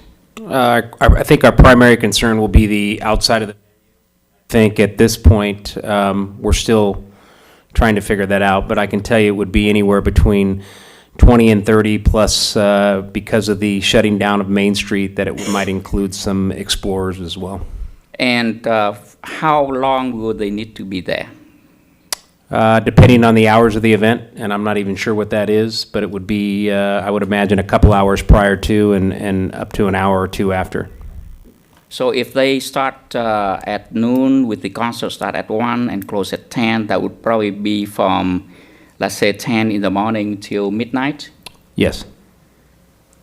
One other question that I have is, lately the number of crime in our city have shoot up incredibly, with robberies, homicides, and various residents have emailed to us, communicated to us about sometimes police response to various robbery have been less than timely. In fact, in a few instances, they were forced to conduct citizen arrest. How do you feel if we deploy 20 to 30 officers? Would that be a concern for them that it may increase the response time or the delay the presence of the police further? No, I think in this case, anybody who's staffing the concert itself would be on an overtime basis. So as far as our regular deployments, they would go on as usual. We would deploy our regular deployment for the day or the evening time, but anybody that would be there would be on an overtime basis. Okay. Now, as far as beer and alcohol consumption, with 10,000 people there at the concert, and I have been given assurance that every time someone wants to get a glass of beer or alcohol, they can only get one at a time. So in fact, if they want to drink 3 glasses of beer, they will have to stand and buy one, and then they finish it, and they come back to stand in line and buy another. So if they do that from 12 to 10, what would be your estimate that a person can drink? I mean, that's hard to say. I mean, we're not naive. I mean, this is the first time we've done anything like this in the city of Garden Grove. I'm not going to sit here and tell you that there's not a potential for issues, because I think there is. It's an all-day concert. It really depends on the individuals at the concert and how they police themselves. I will say that LFA and the people involved in this concert, I mean, it is their business, so we are relying on their security staff, as well as the people staffing any alcohol booths to hopefully keep an eye on people that maybe have had too much, to be able to turn those folks down. But the reality of it is, it's an all-day event, and with alcohol being involved in the event, as well as maybe some other stuff involved in the concert, it's brought in by concert goers. So, you know, we're hoping for the best, and we're doing the best we can to police the outside, leaving the inside of the venue to be policed by LFA. Let's assume a person with an average weight of about, let's say, 150 pounds. Between the hour of noon and 10 p.m., how many glasses do they consume that you would consider maybe potential for result in a DUI? I can't answer that question now. I mean, it depends on body weight, it depends on 150 pounds. their metabolism, it depends on the type of alcohol they're drinking, the amount of alcohol they're drinking. So for me to sit here and try to answer that, I couldn't. If you're asking me, is there a potential for people to leave the venue under the influence of alcohol or any other substance, the answer is yes. With this type of menu where we have rap, we have rock music, we have hard rock, would we be concerned with people who may consume marijuana and other drug substances such as ecstasy?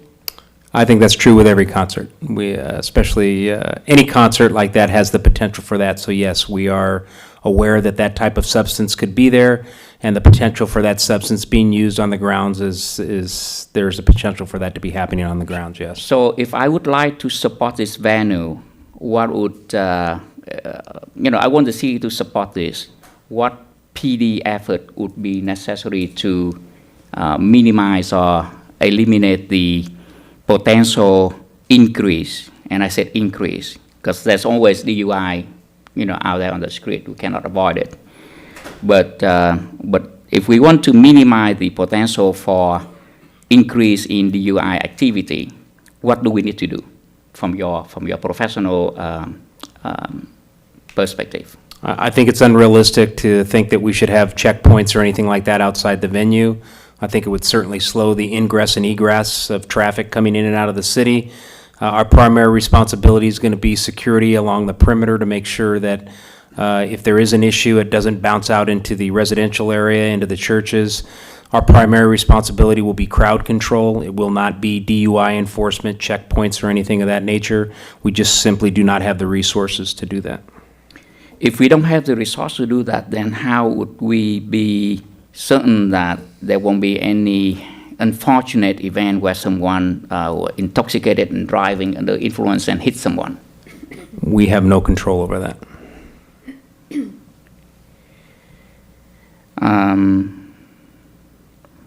Now, you mentioned you don't have enough resource. We don't have enough resource. And I meant by that, you said that you don't have enough zone officer to better control the DUI incident. If that is the case, can we ask for reinforcement from nearby cities such as PD officer from Westminster or Santa Ana to complement us, so that we have enough officer to make sure that public safety will not be jeopardized? I mean, we could ask, but I think it's unrealistic. I think every city kind of suffers with what we suffer as far as resources go, and I wouldn't call on that. I wouldn't do that. I wouldn't ask another agency to come into our city and help us police DUI enforcement or anything like that. I think it's very unrealistic. I will tell you, as part of our operations plan, we will be on alert status within the county to where if there is a problem at the venue and it starts to overspill into the community, we will have the ability to call outside agencies to come in and assist. We call it a Code Charlie. So for us, I mean, we have a contingency plan if there's problems, but other than that, there is no contingency plan to bring other agencies in to do those types of enforcement efforts. Earlier, Mrs. Kim Hoyt mentioned that the growth of we stopped serving alcohol 10 minutes before closure, which means 10 minutes before the closing time at 10 p.m. And she mentioned that with people being ushered out of this area, it would take them quite some time. And so 10 minutes before close time would be more than sufficient to deal with the effect of alcohol in that person. What is your thought on that? We discussed it. I think in the venue itself, it was probably going to take a good half hour, 45 minutes to get people out of the venue and into their cars. As far as 10 minutes before closing time, we discussed it. That was at the request of LFA. Give or take 20 minutes or so, whether we start up at 8:30 or 8:40 or 8:50, I don't think it really is going to make that big of a difference. Ideally, I think you can plan on, once the concert stops, that you'll have people mingling around for at least 15, 20 minutes before we actually get in and start to move the crowd out, or at least the security on the inside starts to move the crowd out. The parking is spread out throughout the Civic Center area, which does allow people to walk to their cars, or if they're using Lyft and things of that nature. That's not that much of a concern for me, whether we stop 20 minutes early or a half hour or 10 minutes. Either way, I think it's all within the same parameter. Let me ask you a different way, because I deal with people who drinks before. Someone who drink from, let's say, around 6 to 11 or 10 p.m. And let's say that the person that I have seen weighed about 160 pounds. And I understand each person's metabolism is different. But if a person consumes about 8 bottles of beer within that hours, he get drunk until like the next, 2 to 3 in the morning. He would not be able to function. He would not be able to work straight. So someone who drinks 6 or 8 bottle of beer, let's say from 6 to 10 p.m. By the time he get out of that venue, walk to his car, which park on the street, public street nearby, would I be concerned that he may be under DUI? I think it's possible. But with any venue, anything we do in the city, even a restaurant, people have to take on some personal responsibility as with regard to drinking and driving. And I think in this case, again, it all depends on your metabolism, how much you weigh, what type of alcohol you're drinking. I think the average is 1 drink an hour. Your body burns about 1 ounce of alcohol an hour. Don't quote me on that. But I think really what it boils down to is people taking personal responsibility at this concert. And if they leave the concert venue and they can't drive, then it's really incumbent upon them to find a taxi or Uber, or at least get a ride home. Now, can we guard against people getting in their car and under the influence? The answer is no. And I think we have to be cognizant of that. However, I don't think there's a way that we can control it one way or the other. Should you mentioned, and I agree with you, that, there's always people leaving the restaurant, leaving bar, drunks. But there might be only, a few dozen at a restaurant or bar that might be falling into that category. Here we have 10,000 people. So maybe 100 or a few hundred will fall into that category instead of just a handful. How worried should we be? I think it's a concern. Again, I don't want to candy coat it, but at the same time, I think this is something, like I said, we've never done before, and anything we do is a risk. So really, it's up to the council to weigh it, to look at it. We're going to do the best we can to police it. I do believe LFA has presented a pretty decent security plan on the inside. This is their business. They say they know their business. So hopefully, between the two factions, police and LFA, will be able to put on an event and there won't be any issues. But with that being said, I want to make it clear to the council that there is a potential for this thing to go south. There's no doubt about it. However, we will do everything in our power to try to mitigate that. Through pre-planning, during the event, and then, of course, when the event starts to break, we'll do our best to make sure that, we try to make this thing as successful as possible. But obviously, we as a police department cannot make any guarantees, and I think everybody understands that in the room, because we are dealing with an unknown. The last question is for our city attorney. I do want to support this experiment, this venue. As I've been told, this is just an experiment. If it goes well, then we have a successful formula to consider some of this in the future. And I do really want to see if it can be successful.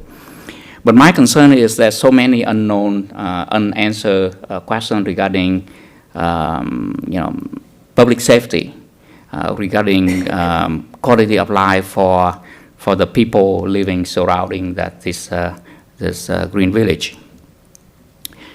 And I only know about this a couple days ago, and now we have to vote today.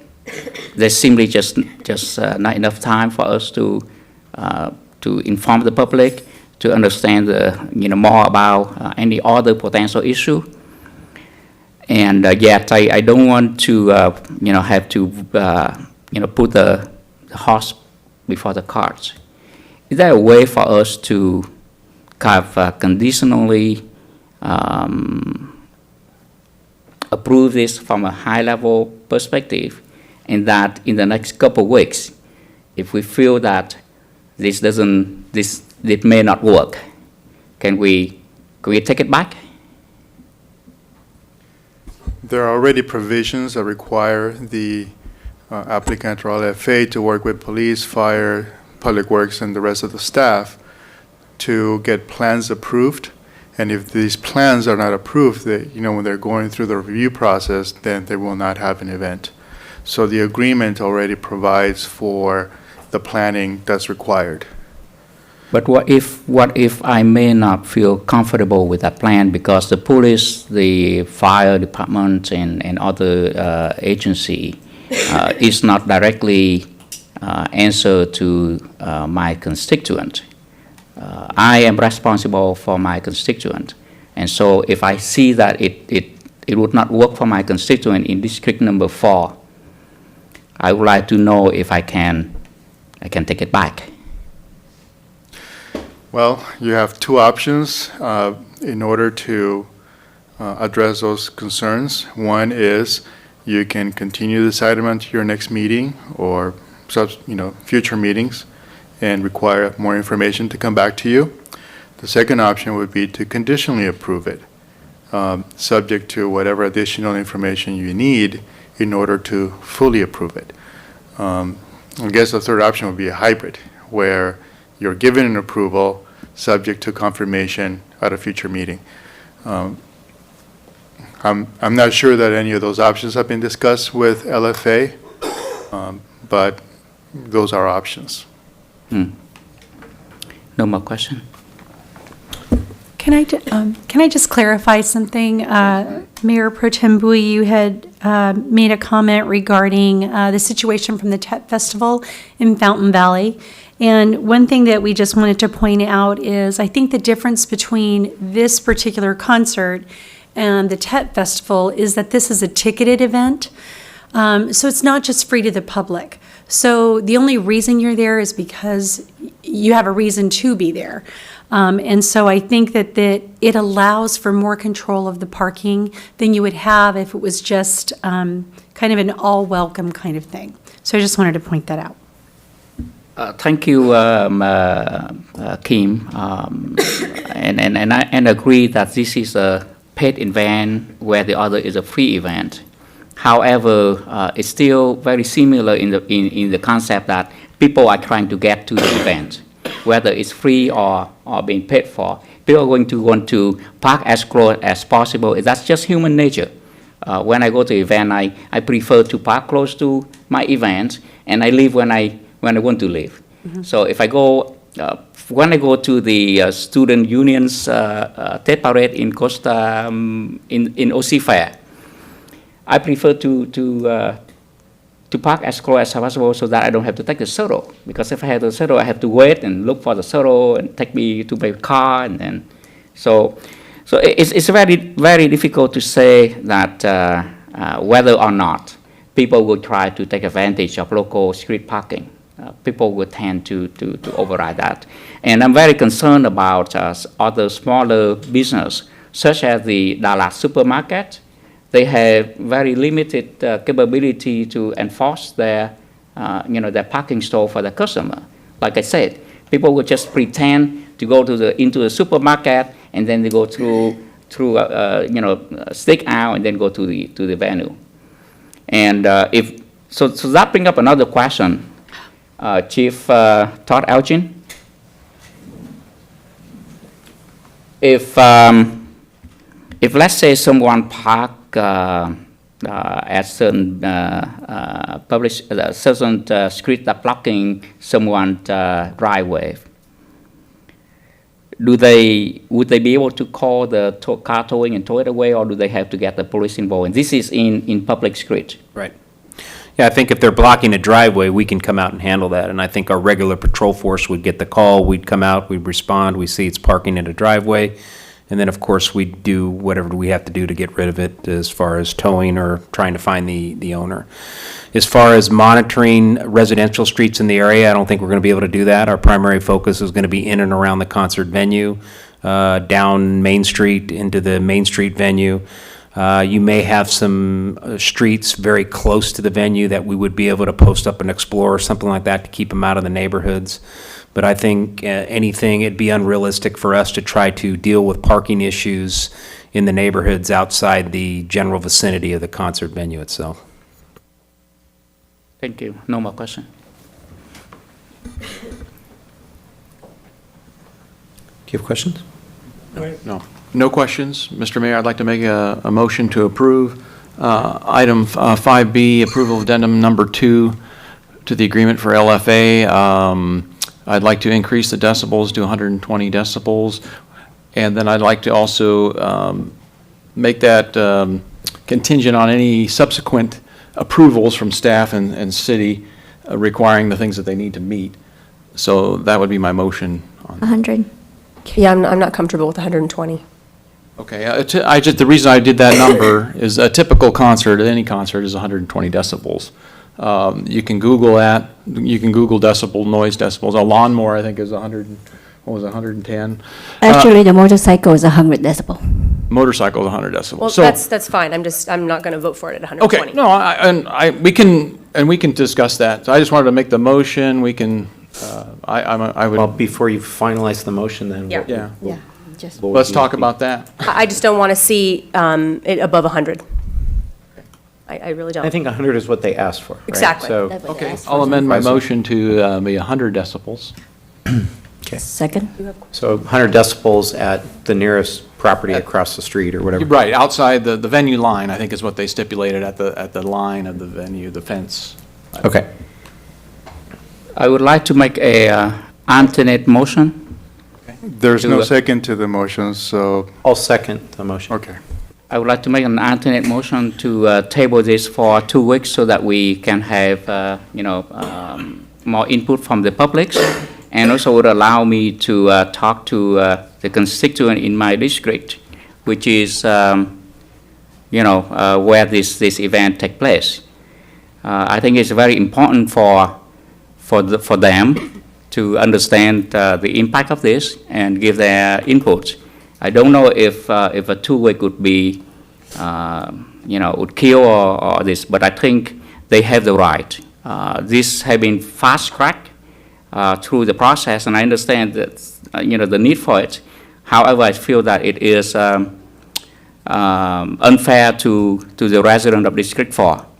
And so I would hope that the council member would honor my request and table this for the next council meeting to vote on it.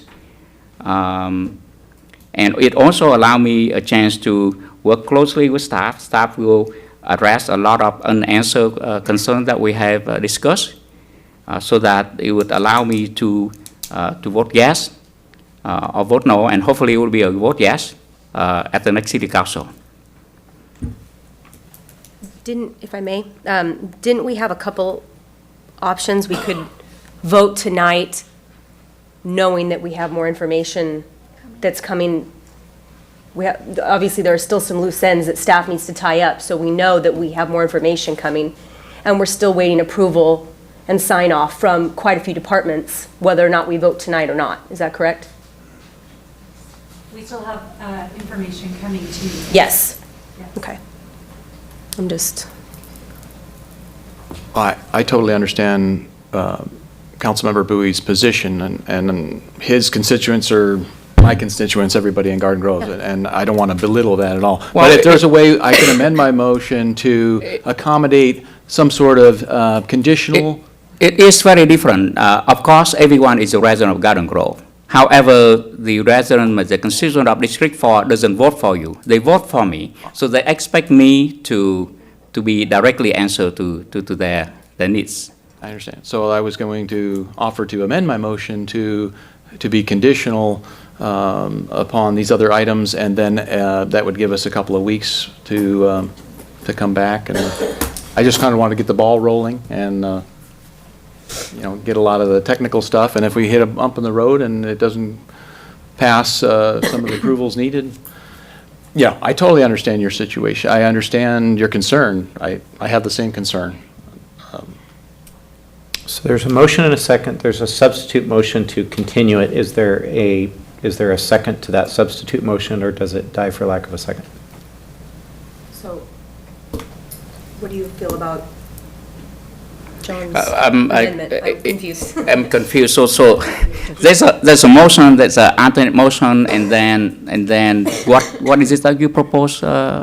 Well, we have a motion and we have an alternate motion. The motion originally, my initial, excuse me. Well, my initial before we do that, let's see if we have a yes to, a second to the alternate motion, and then you can make a third motion. Is that how we handle this?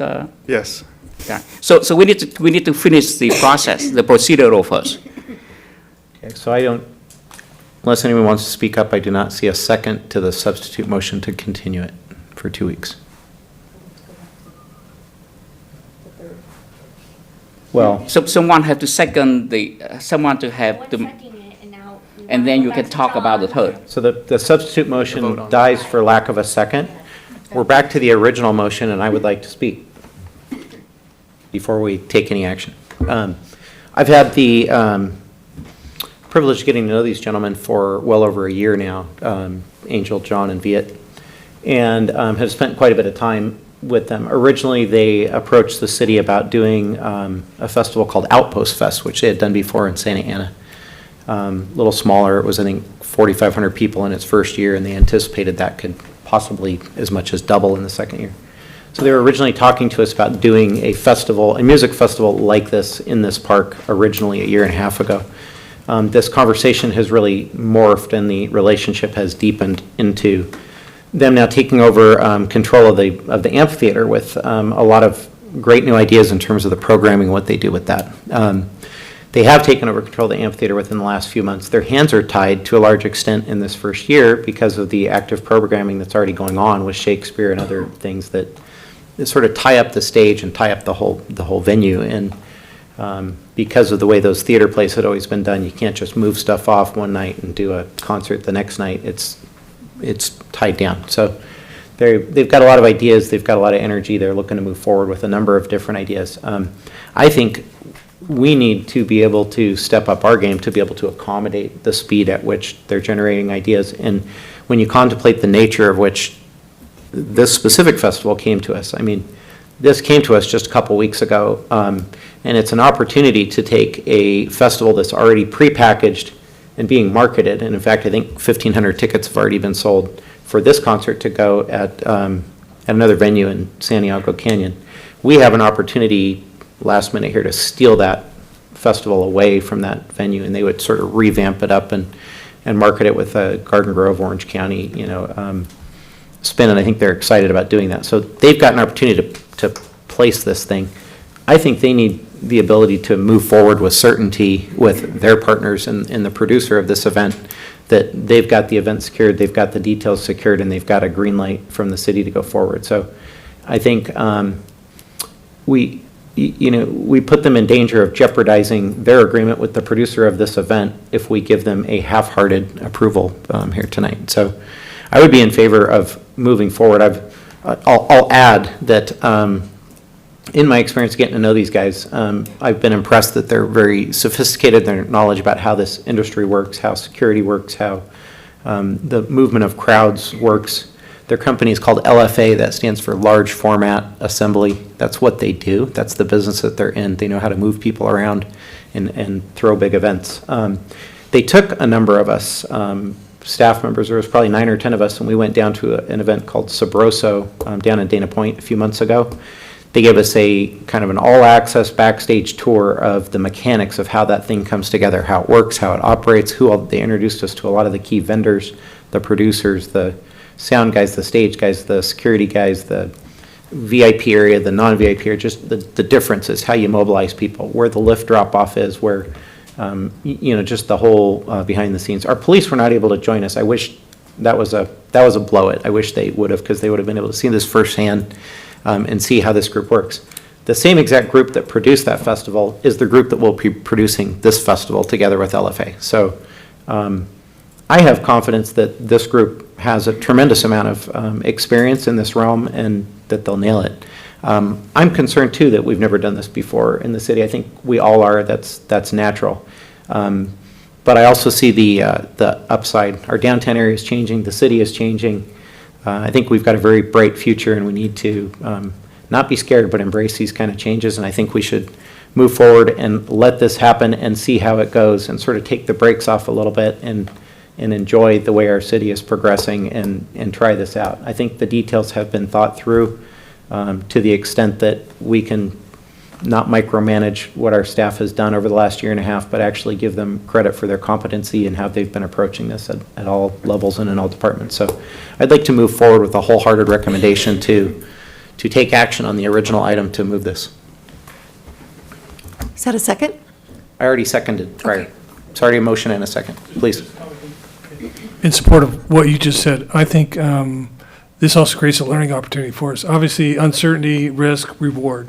That's what I see in all of this. But we are having a consultant come in and doing a study of the area as well. This is a learning opportunity to see what the impact is on study. Say we meet success and a lot of success down the road. This is the starting point of figuring out how the parking situation will be in the downtown Civic Center area. So I'm key on that. And you can't know the unknown, but with their experience, with our capabilities with police and fire, I think we have the means of controlling the situation and having a successful event. Again, uncertainty, but I want to move forward with this as well in support of what you just said, with the concerns also expressed by Mayor Pro Tem that, we are going to take, there's going to be a lot of details involved, a lot of moving parts. I think we can figure them out, but long-term, this is a good thing for the city, so I'm supporting of it. I think that Mayor Pro Tem have a legitimate point to raise the concern, but at the same time, this is new to the city, and we just have to take the step. We learn from it, and this might be a new chapter for Garden Grove. So I support this. Okay, I'm sorry. Can I ask one more quick question of the chief or the fire chief or the police? How did you come up with $10,000? Is that a ratio of square footage of the size of people? Yeah. How did you come up with 10,000 as a cutoff point for the crowd control? I'm just curious. As far as how we came up with that calculation is the fire marshal and his team used the Title 19 or Life Safety Code, which has some predetermined square footage numbers So that's what it was. that's applied to that. Okay. And we use the net area, which is the actual area that the people would be in, and determine it, the maximum at this time is 10,000. And then corresponding to the police chief, you figured the number of personnel, police officers you need at an event this size. Well, to be fair, I don't think we've ever had an event this size, so we don't really know what to throw it at. I'm trying to make sure the perimeter's covered, and we have enough bodies to move the crowd south towards Garden Grove Boulevard at the time the concert's over. But I do think inside security coupled with, like I say, 20 to 30 officers on the outside perimeter, plus explorer posts set up for traffic control areas, I think at this point is probably sufficient. We may learn differently. Again, this is a complete unknown for us. And so for me to sit there and try to guesstimate what could happen, I don't want to do that, because I don't want to do that to the council. I certainly don't want to create a panic. But we will be on our game, I can promise you that, and we will do our best working with LFA Security to make the event as safe as possible. Thank you. Councilmember Kimwin. Thank you. I've waited very patiently and I had a lot to say, but now I'm not going to drag this on. So all I will say is I understand that this is a little scary for us because it's not something that we do, and this is new to us, but it's not new to LFA. They're professionals, and this is what they do. I think that was one of the reasons why I was so excited to bring them on board, because they're not amateurs. They know what they're doing, and we're bringing something new to the city. We've got to give them the opportunity to do this, and granted, it's short notice, but when an opportunity comes, you jump on it. And I have nothing but confidence in them and in our staff, our PD, our fire department, to be able to execute this in a way that will be successful. And I'll end with that. Mayor Pro Tem. Yeah. Well, it is certainly there's a lot of unanswered concern here, and but I think this will move forward. Unfortunately, I will support this, but I cannot vote today, so I will abstain my vote. As I mentioned earlier, I just don't have enough information. The information was dumped on me only a couple days ago, and even that. Even staff, our PD staff, community service staff, I know that there's a lot of unanswered questions, but hopefully they will work that out in the next few weeks. So my congratulations to FA, and I wish you a lot of luck, great success with this venue. I look forward to working with you. And I will work closely with staff so that the concern from my constituent will be addressed. And for that, I thank you everyone for your input, and let's vote. Thank you, Madam Clerk. Please call the vote.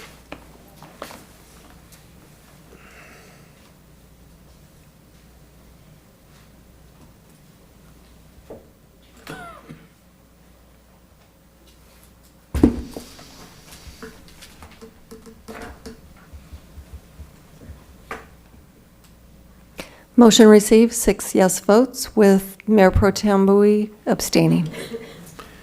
Congratulations. We'll move on to item 5C. Item 5C is an adoption of a resolution approving the Home Investment Partnership Affordable Housing and Loan Agreement with 10632 Bolsa Ave LP for the Sycamore Court Housing Project. And Mr. Robbins is here to give the staff report. Thank you. Good evening, Mr. Mayor and City Council. The item you have before you is the Home Investment Partnership Affordable Housing and Loan Agreement for the Sycamore Court Housing Project located at 10632 Bolsa Avenue. As a participating jurisdiction with the United States Department of Housing and Urban Development, the city receives federal home program funds to carry out multi-year housing strategies through acquisition, rehabilitation, and construction of affordable housing. To further this goal, the city has negotiated the terms of the home agreement with the developer, 10632 Bolsa Avenue LP. Under this agreement, the city will provide the developer with a $1.2 million subordinate loan to undertake, complete, and operate the project. For the first 15 years of the loan, the developer will make 3% interest payments to the city in the amount of $36,000 a year. And in the 16th year, which is September 2033, the developer will pay back the entire principal amount of the loan, which is $1.2 million. The city's investment in the project through the city loan will cause all 77 housing units to qualify as long-term affordable housing for very low and lower income households. Under the home agreement and regulatory agreement, all 77 housing units will be income and rent restricted for a period of 55 years. In addition to the 55-year affordability covenant, the developer will cause the substantial rehabilitation of the project for a total cost estimated at $3.9 million, or roughly $50,000 per unit. The work will occur over a 6-month period, where units will be rehabilitated in groups of 5 to 6 at a time. During the rehabilitation, existing residents will vacate their units for approximately 7 days. All affected residents will be paid temporary relocation benefits by the developer, as outlined in the relocation plan that was adopted by council on May 9th, 2017. The city's investment in the project is in the public interest and will increase the number of affordable housing and replacement units within the city. And two, will carry out the goals and objectives of the city's 2014 to 2021 HCD certified housing elements of its general plan. Based on the foregoing information, staff recommends City Council adopt the attached resolution that makes findings under NEPA and CEQA, approves the home agreement, and authorizes the city manager, legal counsel, and staff to implement the home agreement and project, including issuance of warrants. That includes my presentation. Sean Boyd, who's the COO of Merriman, is here, as well as Celeste Brady, who's special counsel to the city, if you guys have any questions. Hi, Celeste. Any questions of staff or of legal counsel? No? I see our applicant present. Thanks, Sean Boyd, for being back in town and bringing another project forward. Any other questions or comments, or do I have a motion? Motion to approve. Call the vote. I would like to make an alternate motion because I received a lot of requests from the merchant at downtown business to ask if we could, wait a couple of weeks so that they can give us an input. Hold on a second. Are you on 5C, the acquisition rehab project on Bolsa? Oh, I see. Right. I'm wrong. I was thought we are doing 5D. Okay. Okay, so I withdraw that. So we're voting now? Motion a second, please call the vote. 5C.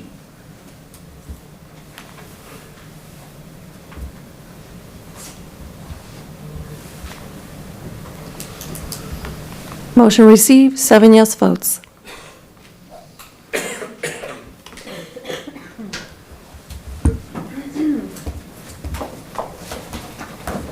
Thanks, Nate. Thanks, Celeste. Congrats, Sean. Okay, we'll move on to item 5D. Item 5D is an approval of a lease agreement with Steelcraft Long Beach LP for real property located at 12900 Euclid Street, Garden Grove. And Ms. Kim and Ms. Covarrubias are here to give the staff report.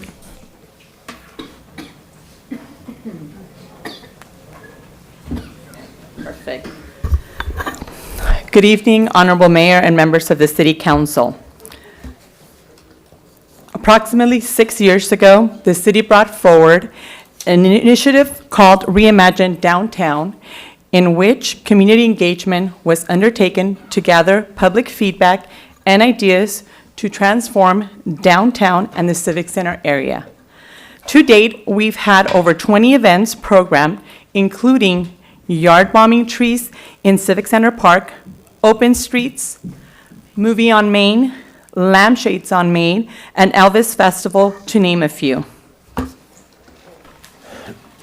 In keeping with the Reimagine initiative, a unique opportunity was presented to the City Council via an unsolicited proposal from Howard CDM for development of the vacant lot behind City Hall for the next Steelcraft project. This property is commonly referred to as the Old Black Angus site. Steelcraft is an outdoor urban eatery built primarily out of recycled shipping containers. The Steelcraft concept sets forth values that consist of restoration, the celebration of local craft and artisans, and community engagement, which all tie into the Reimagine Garden Grove initiative. The current Long Beach location consists of 10 containers occupied by 8 diverse vendors. The images you see on the screen are from their current Long Beach location. The developer, Howard CDM, was formed in 1996 as an outgrowth of Howard Construction, founded in 1972. They have developed and constructed projects of up to $10 million and have combined investments valued at approximately $1 billion. The extraordinary success of Steelcraft Long Beach has resulted in many LA and Orange County cities undertaking extensive business attraction initiatives to establish a Steelcraft project in their local communities. Staff is pleased to present Steelcraft Garden Grove for consideration this evening. The image is a conceptual rendering of the Steelcraft Garden Grove project that you see on your screen. The proposed project consists of up to 14 users in various shipping containers occupied by boutique eateries, a brewery, a wine vendor, micro retail space, office incubator space, and communal eating areas.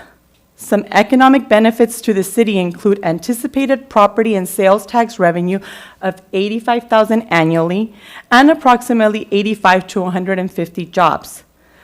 The city's economic development consultant, Tierra West Advisors, conducted a fiscal analysis and review of the project site and provided an opinion of value for the proposed lease. Mr. John Yonai from Tierra West Advisors is also available to answer any questions you may have. This evening, I would like to introduce Martin Howard, the developer, and Kimberly Gross, the founder of Steelcraft, to share their vision for Steelcraft Garden Grove. May I please come up?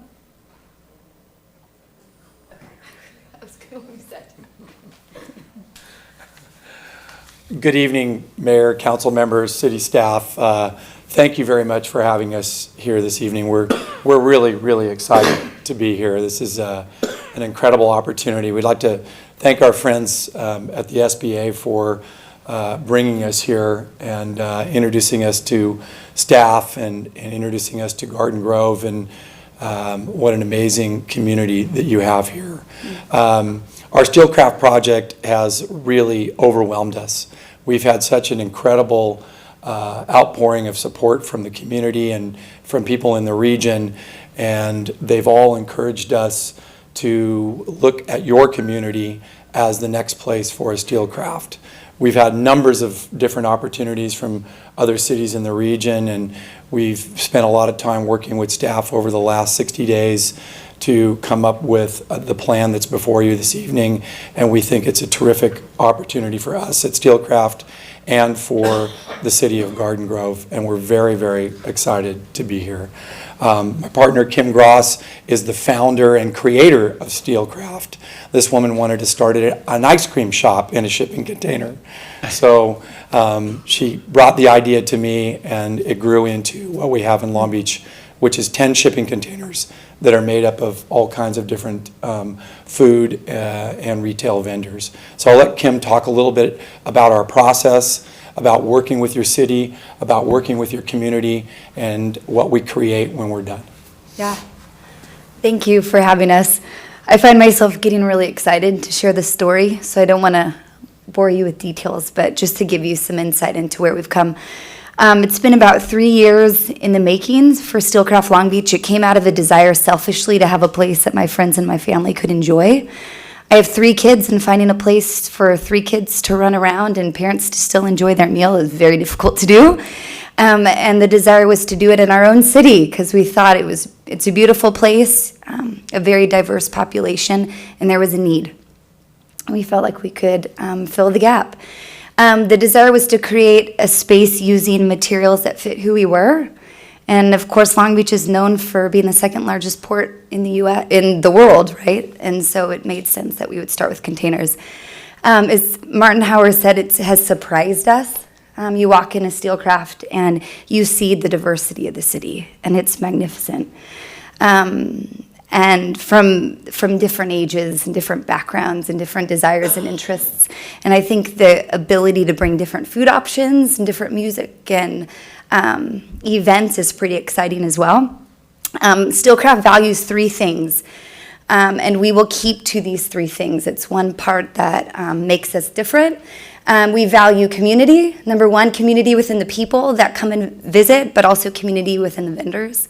Trying to create a family that they feel that they're part of something exciting.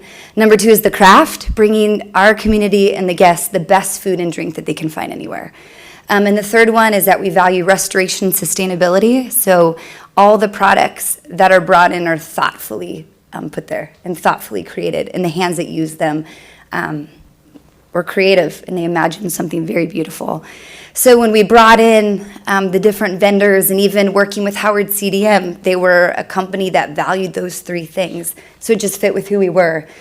I think also in regards to the investment from the city, the way that we got those to feel like this was their ownership is that we allowed the city to actually take part in who we were bringing on board. So we would do these food tastings, and we would invite community members and city council members to come in and try the different food, and they would say yay or nay and provide some input into the branding and into their food selection, and are they evolving? And at the end of the day, after we did these food tastings, the city would say, yes, I like them. And we knew if you said yes, you're accountable to coming, which was great. So they had a part in that. And so we brought 8 vendors in, and the 8 vendors weren't just chosen by us, but we studied what was currently in the city, and we figured out what was the gap to figure out then what could we bring in to really fulfill that. And we're excited to do that in Garden Grove. We are not the expert here. We know we love quality food, and we know that Howard CDM makes some of the most beautiful structures that you will ever see. But we need your people and we need your community to share the beauty of the city with us and allow us to help curate what that looks like. And I think that what made it really exciting for us and what Kim outlined is what you guys have already undertaken with your envisioning of the downtown area and what you're trying to accomplish here, the connectivity to Main Street, some of the potential new projects that you're looking at, like the cottages, the renovation to the high school. And so what you have here is this really beautiful opportunity with your Civic Center to add another component that will draw that community and really build something that everybody can be very proud of and that everybody can share in and experience. So we've been drawn to that and very excited about that opportunity. So thank you for letting us present tonight. I know it's been a long night, so we really appreciate your consideration and look forward to working with all of you. Thank you. Thank you, Kim and Martin. Mr. Mayor and members of the City Council, in closing, based on the consultant's findings, the following terms and conditions have been negotiated as part of the lease agreement. A 10-year term with up to 4 5-year extensions for the property totaling approximately 81,000 square feet, a triple net monthly lease payment of $8,120, which amounts to $97,440 annually.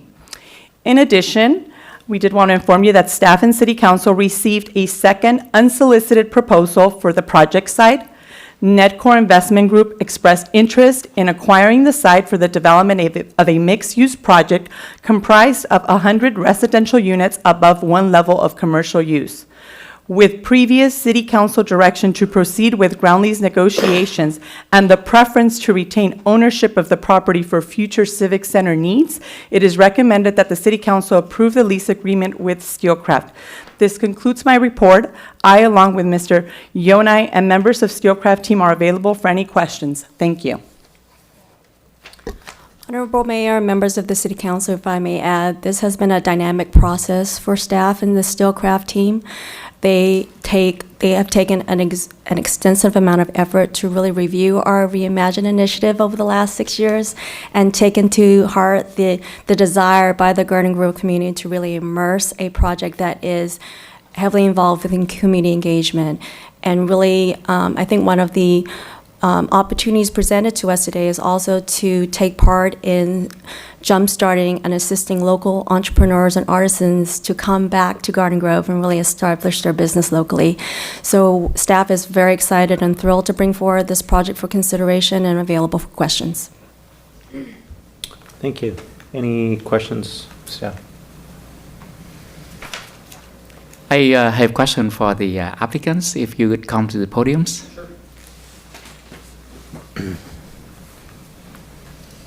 How are you? Wonderful. First of all, I would like to commend for your idea on this project. It looked very, very nice. I like it a lot. I also really impressed with your. This is the first time I heard about taking container to do commercial retail project like this. I have seen it done for residential, for the homeless, for the veterans. But this is the very first time that I've seen it being done for retail, and it's, as you saw it in the picture, it looked really, really nice.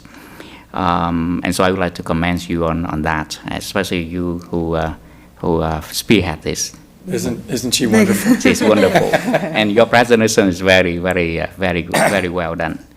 I have two questions. The first one would be that I mentioned to Martin before.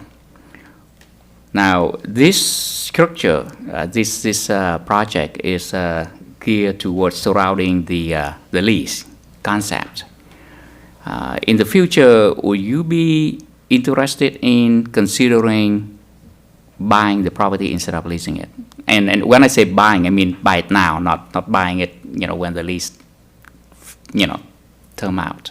We would entertain that opportunity, yes. I would encourage you to work with staff to explore that possibility. Okay. And then the second, and I'm in favor, in support of this project. But my question, second question would be, many business merchants in downtown Garden Grove, my district again, they have asked me, because they have just learned about this, they have not had time to absorb it. So they're very nervous, just like any new change. Sure. So they would like to see if you would talk to them, and being so, would you be willing to wait a couple of weeks? And this is their request, not something that they are opposing it. They just want to have more time to understand their, your project, and so that I just simply, restate their request to you. I think there's two parts to that question. One, we would absolutely entertain talking to the different types of businesses that have the same criteria that we're looking for in your city. In fact, we've done some research in a number of different establishments in the city already, and we have some interest in some of the very successful businesses that you have here in potentially bringing them to Steelcraft. So we would absolutely entertain communicating with your businesses here in Garden Grove. That's Kim's area where she would go out and meet with them, communicate with them, understand their business, understand their food, how it could be curated and work within what we're trying to accomplish at Steelcraft Garden Grove. The second part's more complicated, the time. We currently have a number of other opportunities with different cities. 6 cities, to be exact, have approached us where we haven't approached them like we have with you in Garden Grove, with former redevelopment agency properties. And we are in the midst of negotiating with them at different levels as well. So really, it would be a timing and a financial situation for us to look at if we're going to postpone today. I'm not saying we would not come back to the table with Garden Grove. There might be incentives with other cities to go forward with them to where we would postpone for a time with Garden Grove, if at all do it. So, we've been, since we opened in January, we've had an overwhelming response from the business community in Southern California region, as far away as Houston, Austin, Oakland, Seattle.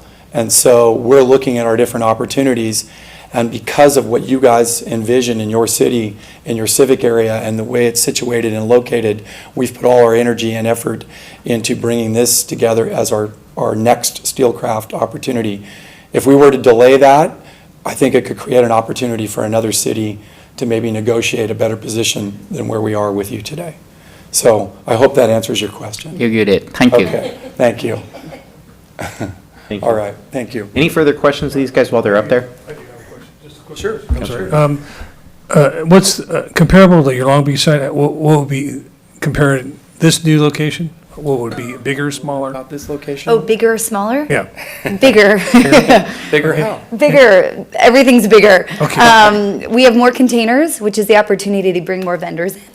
And we're actually going to use retail space differently, which will be really exciting for us. Even having more of office space.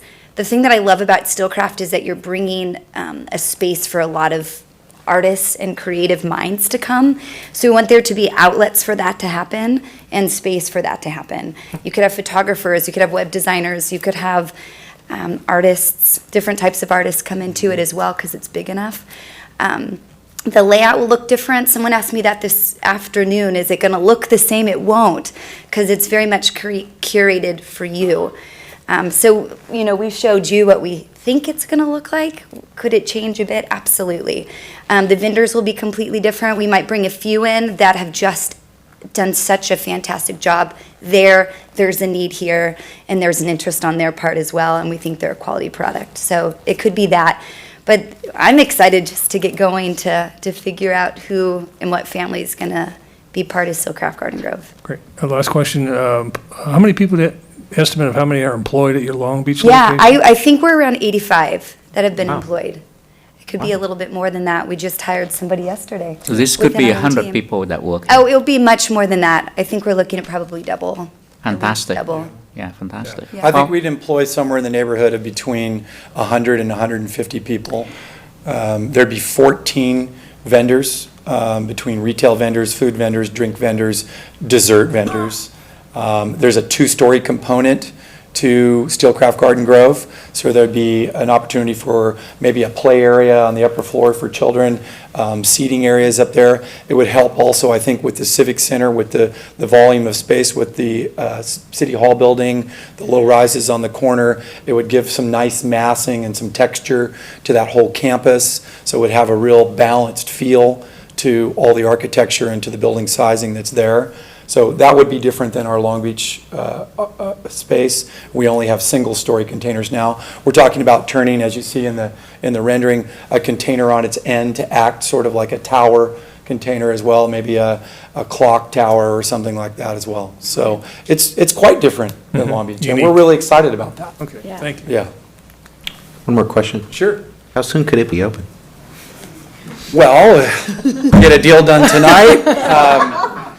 We think that we could be open in less than 12 months. So we think we could be open late spring next year, which would be very ambitious. But I tell you, I do a lot of this kind of work with a lot of different cities, and I have to applaud staff because they've driven us very, very hard on this deal. They push really hard. They've cleared a lot of hurdles with communication with Public Works, with planning. We've gotten a lot of answers, a lot of feedback quickly. That's usually where we get bogged down with getting a project approved and getting moving. So I think it's realistic to think that we could all be enjoying Steelcraft a year from now. So if it is approved tonight, then there is a very good chance that it will be opened before our next Open Street event, Yes. right? Yes. That would be really nice. And you bring up a very good point, something we didn't touch upon, but one of the foundations of Steelcraft is that it's pedestrian friendly, that it's bicycle friendly, that it creates community outside Steelcraft, that people walk to Steelcraft, ride their bicycles, push their strollers. And I think what you guys are trying to accomplish here in the Civic Center area with Main Street, with cottages, with some of the things your Public Works Department's working on, I'm encouraging them to do more bicycle infrastructure in this area. It could also be a fire starter for what you're envisioning here. Well, you know, yesterday at noon, the city manager, our chief of finance, and I and his staff have to work meeting through lunch. Had you opened it right there, we could just go down and have a meeting while we eat at your place. Right. And we could go tonight, all right? Wonderful. All right. Thank you. Thank you. Thank you, everyone. Thank you, folks. Any other questions or comments from council members? No.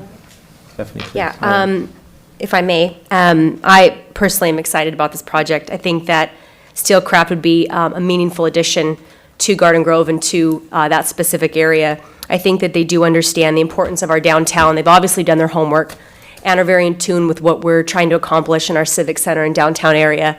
So that's, I think, very exciting, and I'm anxious to see how this plays out. Motion to approve. Call the vote. I'm sorry, who seconded? There's, before we vote, there are fire engine and ambulance and police just pull into our, can you have someone checking on it?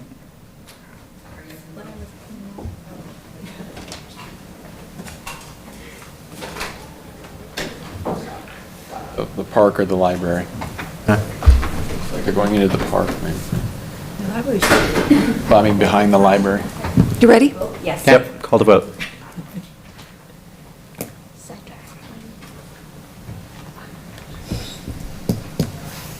Motion received, 7 yes votes.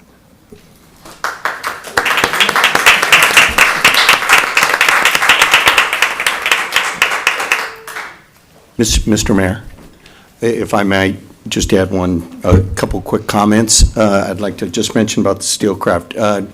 Councilman Bowie mentioned about meeting with the businesses on Main Street, and I'm certain that Ms. Kim and her staff, working with the Main Street Business Association, will be happy to arrange those meetings and make sure there's good dialogue going on there. I think one of our speakers earlier in oral communication said that she had went to the Steelcraft location in Long Beach, and I think she made the comment, which I would agree with 100%. Myself have gone to the Steelcraft location a couple times in the morning and the evening, and I think her comment was that when she was there, she was saying that a lot of the customers were not people that would be leaving Main Street to come over there, but that they would be new customers coming into the area. And I think that's absolutely true. I've had some experience working, in another city where we had sort of this same experience where an area was turning over, it was starting to rejuvenate, there were some interesting things happen. And some of the existing businesses were like, well, wait a minute, too many, is this going to hurt our business? And it's kind of that saying that high water rises all boats. And I think this is going to help bridge the gap between what we're doing with the cottage industries and Main Street, and we're going to see a lot of new people coming into the area here to just experience our civic center. And, if you go to Main Street today, a brand-new, beautiful bridal boutique just opened up, and you're going to have a lot of new people here wandering around. And people will go over there, and maybe a young woman might say, wow, look at this place, maybe I'll buy my wedding dress here. And it'll just, it's kind of a synergy that's kind of hard to put your finger on, but I think that's what we're trying to create with some of this. So, but to your point, we'll do a lot of work to make sure we bridge those gaps with Steelcraft, Main Street, the cottage industries. I think your point is really important. Yes, it's important for the merchant in my district, and I would like to see if you can set up a meeting for those merchants that are interested in meeting and discussing this with Steelcraft, and I would like to be at that meeting as well, so that I can represent them both. I don't know if Councilman Klopfenstein would like to be that, because this is in Steelcraft will be in Council Member Klopfenstein's. So I think it's very important because communication, and let me re-emphasize this here. A lot of time we make a lot of difficult decisions. It is better, and as a management consulting consultant, I know that a lot of time it will be easier if we get people involved earlier, so they can understand and they would be less nervous and they would be supportive and buy into our projects much earlier. It will make it easier, especially even during the time when there are issues. If we understand the issue and come up with remedy to address them, it will be easier to get people buying into it rather than not communicating. Thanks. Good points, and just to bring you up to speed, that there has been a fair amount of outreach that's already occurred too. So I know Stephanie and I attended a meeting a few weeks ago with the Steelcraft folks, together with a handful of the Main Street interests and Garden Grove Neighborhood Association interests and that kind of stuff. There's been a lot of dialogue back and forth, and from what I've gathered from speaking to a lot of people personally, there's seems like there's an overwhelming amount of support. And the only concerns I gathered were not directly related to this use or to this site, but more to kind of parking and the parking lot and other kind of separate concerns, which I think we'll be addressing here in the near future. Kim. I just wanted to add really quickly, I know that there was another offer, and I think that the offer is amazing, and I would really urge staff, if possible, to get into communications with the other offer and see if there's other places in Garden Grove in which that would be a good fit.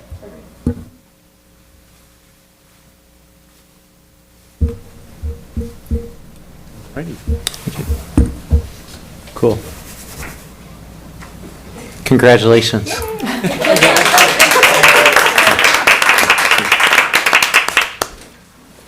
Item 5E. Mr. Mayor, just for a couple of council members who were looking out the window and saw some emergency vehicles, we had just a medical aid call at the library, but I think it's all been addressed. You ready for item 5E? Yes. Okay. It's adoption of a resolution approving the Garden Grove Tourism Improvement District Advisory Board's 2017-18 annual report, declaration of intention to levy assessments for fiscal year 2017-18, and setting the time and date to conduct a public hearing on the proposed assessment. And Mr. Blodgett is here to give the staff report. Yes, I have a brief PowerPoint.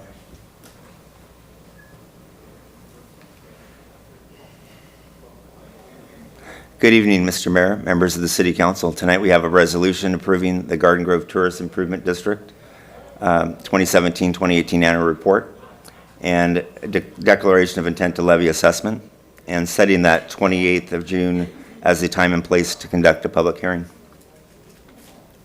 So the purpose of the Garden Grove Tourist Improvement District, also known as GGTID, is to provide revenue to defray the cost of advertising and marketing efforts designed to increase overnight stays in the district. Includes construction and maintenance of improvements, other services and programs to promote and encourage tourism. Within the district, there's two tiers. Tier 1 is a 2.5% assessment, and that remains this year. Tier 2 is a 0.05 assessment, and that would affect the Great Wolf Lodge. So within this annual report that's attached, there's no proposed changes in the boundaries of the GGTID, a description of the improvements for the upcoming fiscal year, estimate of the cost providing the improvements, and the method and basis of assessing the levy of assessment. So this year's, or next year's GGTID 2017-2018 budget will produce $3 million in new revenue from the TID, and exactly $445,000 in a carryover for next year's budget. I just wanted to point out too, this little infographic shows kind of what's going on within the district between Garden Grove and Anaheim, and this year it's a record 23 million visitors, up 2.4% over last year, and a 2.1% increase in room nights. So it's really good news for the resort and also for Garden Grove because it's generating now approximately $24 million to the general fund, so that's great. So at this time, it's recommended the City Council adopt the attached resolution approving the GGTID and setting the June 27th, 2017 as the time and place of the public hearing and giving public notice. Thank you, Greg. Ask her for Any questions. questions, comments, motion? I was going to motion. Go for it. Motion. Second. Call the vote. Wow.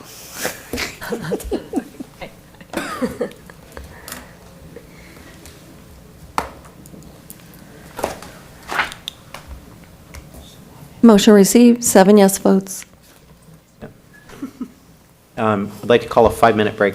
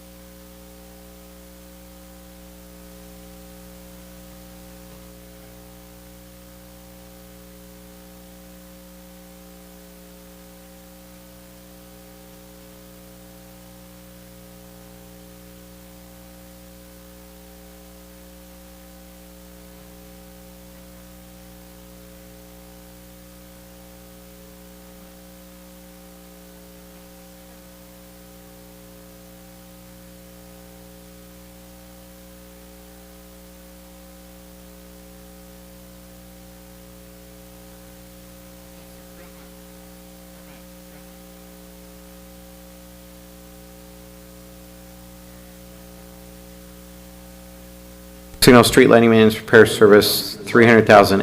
Yeah. Would anyone like to hear a staff report on item 5F? Motion to approve. Call to vote on 5F. Oh, sorry. Okay, okay. All right.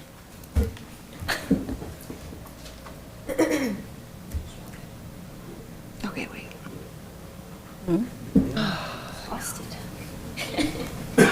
Okay, sorry. I'm going to have to What do a roll happened? call. I'm sorry, Okay. I messed up. Councilmember Beard? Yes. Councilmember O'Neill? Yes. Councilmember T-Win? Yes. Councilmember Bowie? Yes. Councilmember Klopfenstein? Yes. Councilmember K-Win? C. And Mayor Jones? Yes. Motion received, 7 yes votes. 5G. Award of contract to Tomco Construction, police records section remodel, 793,000. Okay. Motion to waive the reading and approve. Second. Call to vote. Okay, it's did it again. I don't know what's going on. Okay. All right. Councilmember Beard? Yes. Councilmember O'Neill? Yes. Councilmember T-Win? Yes. Councilmember Bowie? Yes. Councilmember Klopfenstein? Yes. Councilmember K-Win? And Mayor Jones? Yes. Motion received, 7 yes votes. 5H, award of contract to RJ Noble, Westminster Avenue Borough, Twin Tree, Dorothy, Coleman, Stanrich roadway rehabilitation, 1.864 M. Again, motion to waive full reading and approve. Second. Call to vote. I'm just having a little bit of technical difficulty here, so I'm going to just do the roll call. do it. Okay. Councilmember Beard? Yes. Councilmember O'Neill? Yes. Councilmember T-Win? Yes. Mayor Pro Tem Bowie? Yes. Councilmember Klopfenstein? Yes. Councilmember K-Win? Yes. And Mayor Jones? Yes. Motion received, 7 yes votes.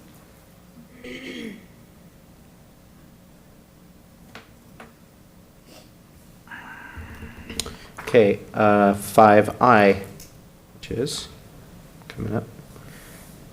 Oh, wait a minute. Oh, 5I, consideration of ordinance for paramedic tax override. Correct, and I'll have to read the title, and So I'll make a motion to waive the full reading and approve. I'll need to read the title of the Okay, go ordinance. Okay, so an ordinance of the City Council of the City of Garden Grove establishing the amount of money for paramedic services that must be raised by an ad valorem tax override and the setting of the tax rate of said override. Motion to waive the full reading and approve. Second. Call to vote. Councilmember Beard? Aye. Councilmember O'Neill? Yes. Councilmember T-Win? Yes. Mayor Pro Tem Bowie? Yes. Councilmember Klopfenstein? Yes. Councilmember K-Win? Yes. And Mayor Jones? Yes. Motion received, 7 yes votes. Ordinance. Okay, moving on to the ordinances. Can you read all four, and can we take an action then for all four simultaneously? Okay, are you ready for this? Yes, and this is second reading, so they've already been introduced at your last meeting. Okay.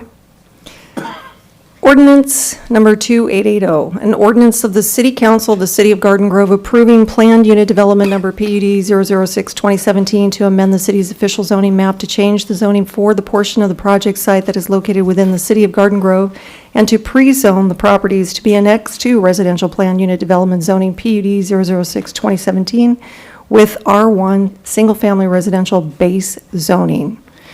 Ordinance number 2881, an ordinance of the City Council of the City of Garden Grove approving a development agreement between the City of Garden Grove and Christ Catholic Cathedral Facilities Corporation for property located on the northwest corner of Lewis Street and Garden Grove Boulevard at 12901 Lewis Street.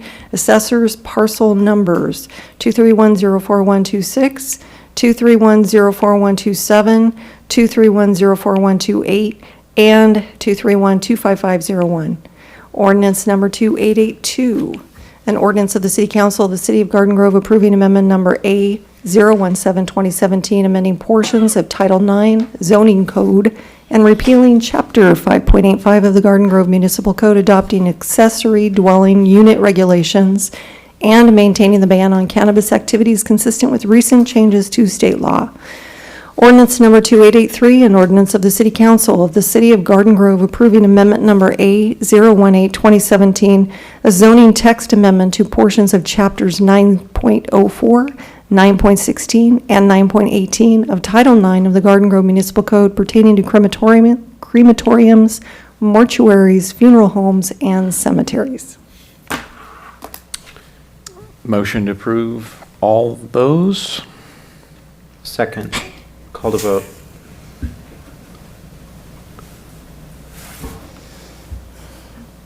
Councilmember Beard. Yes. Councilmember O'Neill. Yes. Councilmember T. Nguyen. Yes. Mayor Pro Tem Bowie. Yes. Councilmember Klopfenstein. Yes. Councilmember Kay Nguyen. Yes. And Mayor Jones. Yes. Motion received, 7 yes votes.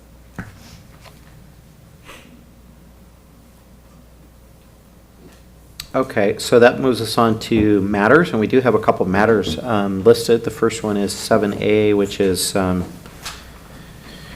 discussion and consideration of the Traffic Commission's recommendations regarding RVs and oversized vehicle parking, as requested by City Council. Is there any sort of a staff presentation on this, or since these are matters, these are just deal? Oh, hi, Sean. Mr. Mayor, as you know, the City Council referred this item back to the Traffic Commission after it was originally presented to you. Staff and from my office and PD made that presentation to the Traffic Commission. They made some recommendations, which is in the report before you. And Sean Park from my office is here to give you a brief update on the results of what came out of that commission meeting, if you'd like to hear that. Well, I think we're all pretty up to speed on it. I've been studying a little bit, and I wanted to critique it a little. Actually, I wanted to, by the end of the night, the end of this item, we'd like to instruct staff to go back and create an ordinance based on our discussion here with all the members here tonight. But first of all, just so to put out what I've thought about what came back from traffic. First of all, I'd just like to make sure we define oversized vehicles other than RVs. So you could put, for instance, big rigs, tractor trailers, things like that, of that nature, et cetera. So I just want to make sure we define oversized vehicles a little bit. Absolutely. The other items were, I think we need to critique it a little bit and not make it a punishment for a lot of the responsible RV owners in Garden Grove, which most are. So when you get to item number 1, 2, and 3 of the exceptions, I like everything else in there except when we get to the exceptions. Item number 1, it says residents shall be able to apply for 48-hour parking permits for the sole purpose of loading and unloading, as we heard from the residents tonight. Since I've been an RVer my whole life, I understand all these issues pretty well. And living in the city, I understand the neighbors and the streets. But I think we should go loading and unloading before and after travel so long as the vehicle is parked in front of the residents that applied for the permit. I think we should actually scratch everything from does to the end of that paragraph. Does not have any hookups attached to it. That would solve a problem that we have with the electrical. Obviously, you're not going to have sewer hooked up to it unless you're Eddie from, what was that? Christmas vacation. Family vacation, yeah. And it does not have any trailers or fifth wheels. That's a little bit of a problem. I don't mind leaving a trailer unattached for that period, because a lot of times that tow vehicle is used to go to the store and come back and all that. So if everybody else is okay with it, at this point, I'd like to scratch everything from does down to the end of the paragraph. So in other words, they'd be getting a permit for that 48-hour period. Moving on to item number 2, where it says residents shall apply for guest exemptions. I think we should scratch the word guest. It may be your trailer that you may want to leave for a week. I believe if you put in a permit, this is going to be self-policing in a way with the neighbors and with the owners. So I'd like to scratch guest, but put in apply for exemptions for up to 6 non-consecutive weeks instead of 4. I think 6 would be more realistic for a whole year, calendar year period. Again, these are suggestions to my cohorts here. So that's a whole year. You could have 6 weeks where you could have a trailer there. Obviously, if it's street sweeping, you're going to get a ticket if you leave your leave it out there. Again, in that paragraph where it starts with does not have any hookups, I'd like to scratch all of that down to the word street, so it does not have any hookups attached to it, scratch. Does not have any trailers or fifth wheels that are detached from the tow vehicle and left on the street, scratch. Line those out. You can keep the last paragraph. In other words, each permit should not exceed 7 calendar days, with at least 1 day between second through the 4th permit issued in any calendar year. No more than 1 exemption, scratch guest. 1 exemption permit shall be issued at any given time. In other words, you can't have 2 permits going on 2 different residences. The way I understand that should be fine. Item 3, I really think for Garden Grove at this point, we should scratch that whole paragraph and leave that out. We can always come back later and critique this if we feel the need. But again, this ordinance that we're devising tonight, or directing you to devise, is not to punish responsible RV owners in the city of Garden Grove. This is just to keep our property values up, to be able to police easier the people transient RV owners that come in and find a place to park in our city. And so I wanted to make sure that I explain that. And then when we get to the next paragraph, the next recommendation here, let's see if I can find it. There was I think I'm okay with to establish a limit on the 48-hour periods. You had recommended 12 loading and unloading, and I think that's fine. I think that would be good. So really, it was just in paragraphs 1 and 2 that the changes to remove the hookup so people can actually hook up their electrical power so they can get their fridge going and get their RV packed, and then also, have 6 non-consecutive weeks instead of 4, and then just cross out the guest because it could be yourself instead of that, and I don't think that's a problem. But I wanted to get other people's input. If I may, Councilmember O'Neill, is that in keeping with the email we received here from Ms. Everett, where she asked if possible to amend the proposal to allow electrical hookups during the unloading and loading periods? Is that what you're? Yeah, that would suffice. okay. That would take care of that. And also, Okay. Ms. Kenda Taylor that was here kind of spoke to the same thing. Okay, very good. Yeah. I would like to, I agree with Councilman John O'Neill recommendation, but I would like to make a couple suggestions as well. Instead of 48 hours on item number 1, the residents shall be able to apply for 48-hour parking permit. I would like to increase it by a day. The reason is you heard about the other resident testimony that sometimes they are very busy, they work during the day, they need a little extra time in order to prepare for their trips. And so I think 3 days is not the big deal, and I think that would help them a lot. Also, after a long trip camping, when they return home, a lot of time people are tired, they're driving all day, all night, and so I think we should give them another day, extra day to unload and clean up their RV. So that would be my suggestion. The second suggestion I would like to make would be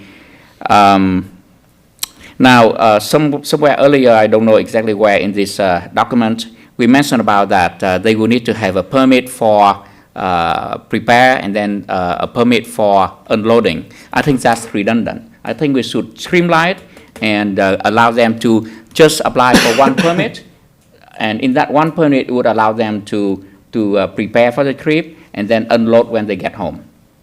Yeah, and I forgot to mention that. I was going to say that, we want to make it simple and not costly and things like that. So I think we could add it. If the IT department can do it, we could put it right on the app, or you can go online, and it's as simple as when you're pulling in, you go on your phone and you request, okay, I'm going to be parked there for 2 days, and it's just a click on your phone.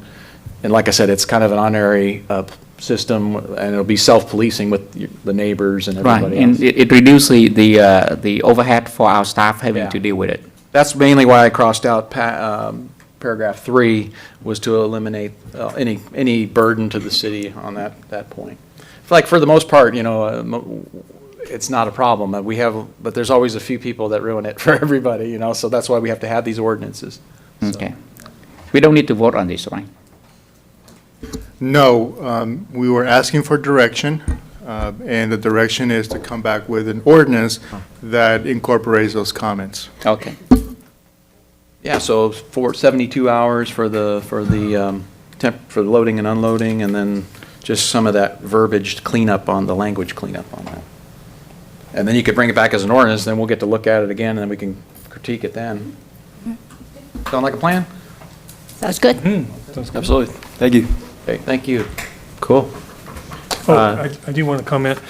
We did get some correspondence from a neighbor I have, Greg Beard, who is supportive of this. No relationship to me. But I know the access point, I drive by his house all the time. There's a lot of RVs in West Garden Grove, and there are a lot of responsible RV owners. And again, I want to emphasize something. This is only related to street parking. It has nothing to do with your RV on your property. Yeah, good We're point. not going there, and we won't go there. It's all about storage of RVs on public streets. Cool. Thanks for mentioning the letter from your twin brother. I would like to ask, My evil twin brother. if I could ask the city attorney one thing to clarify on oversized vehicles. I know lately, and we brought this up when Mr. Beard brought this up originally, my concern was more with big rig trucks and trailers. I believe our current ordinance doesn't allow someone to park a big rig truck in their driveway, of a residential driveway. Would they be able to do That's that? correct. So big rigs, there's a maximum gross weight, and that's actually state law. So we have designated truck routes, and Right. they could only leave those designated to make deliveries, but they cannot remain, for storage. And then this So- ordinance would clean up any big rigs or tractor trailers parked on our main thoroughfares, correct? Well, Also? see, what our current ordinance regulates vehicles by gross weight, and that covers not just big rigs, but also, the double axle, larger commercial trucks, Okay, like the that's what I thought. F-350s. But it's done by weight. We got the direction, we're gonna look at it again, and, come up with a recommendation in the ordinance we Thank you. bring back to you. Cool. So we got proper direction, and we'll move on to 7B.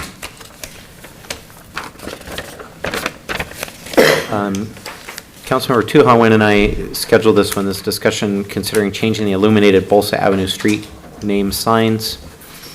And I'll let Councilmember Tuhawen kind of give the background on it. Okay. Thank you, Mayor. Back in April, City of Westminster have changed the illuminated Bolsa street sign along Bolsa, starting from Magnolia to Ward. And the signs still say Bolsa Avenue, but underneath is add-on name in Vietnamese called the name of the General Boulevard. So basically, what they did was, it's just an add-on name. There's no post office involved. There's no address change. There won't be any confusing involved with the residents. So, however, because on the Westminster, they changed all the sign, except there's two intersections that belong to Garden Grove, which is on Bolsa and Bouchard, District 3, and Bolsa and Ward on District 4. So because of that, there are several members in the communities as well as we've been reaching out to Westminster and see, Westminster want to ask if we be able to change the sign to in sync the name, because one street along Bolsa, you're going to see on one side with the Bolsa name and then add on underneath, and then on outside, which is just plainly Bolsa. So, and I have asked Maria as well as city staff to follow up to see what we can do in this matter. And basically, when we change the name, the sign, like I say, it's not involved in post office, so there won't be any confusing in terms of address change. And especially one thing, add the character to the Little Saigon Business District, as well as to promote the Little Saigon branding, especially when you drive along Bolsa, you're going to see a big difference. It's also, in my opinion, it's going to show the collaboration between the two cities, because, one stretch of Bolsa is sharing between the Westminster and the City of Garden Grove. Westminster do have extra sign, however, because Westminster have a green sign, and any street sign in Garden Grove is a blue color, so we cannot use their sign. So because of that, we're gonna have to order the sign, And thank you, Maria and Bill, to do some research in terms of the price, how much it costs for the sign. And all we need is only 2 signs, one on Bosa and Bouchard, the other one on Bosa and Ward. And the 2 signs going to cost $1,476. Also, the City of Westminster offering us to install for free. So we won't have any labor cost add to the overall. And also, the question is where we're going to get the fund to pay for $1,476. We could potentially pay from the city council contingency fund package if we get approved by the all the council members. And like again, there's no labor cost involved because the City of Westminster is going to install for us for free. So I'm here to answer any questions, any concern from the council members. And I know that Mayor Pro Tem Fatboy, I know one of the sites in his district, and I would like to ask for his support. And also, Mayor Pro Tem is very supportive to the community because he has another hat to wear, which is he's the president of the Vietnamese American Federations of Vietnamese community. So that's I'm here to, if you have any concern or any questions. And I would like to agendize it for the next council meeting as action item. Thank you. Any other questions or comments? Okay, is that a motion to agendize it for the next meeting? Yes. I consider that a motion. Do we have a second? Second. Okay. Obviously, this is something that I am strongly interested in supporting it, and I will support that. However, I would like to point out one thing, because this is one of this in District 4, and one of it is in District 3, and so technically I have to own this. Because I have to be responsible for the constituent in District 4, why this is being done, I will have to answer to them. So I would like to ask that I will be co-author this, this item at the council meeting next. So this item will be shared by Tu Ha and I, District 3 and District 4, not by the mayor. I'm okay with it. That's fine with me. Yep, sounds good. Call to vote.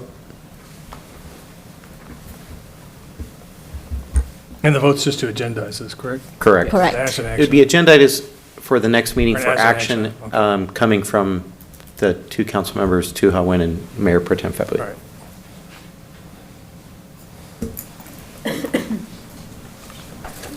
Motion received, 7 yes votes.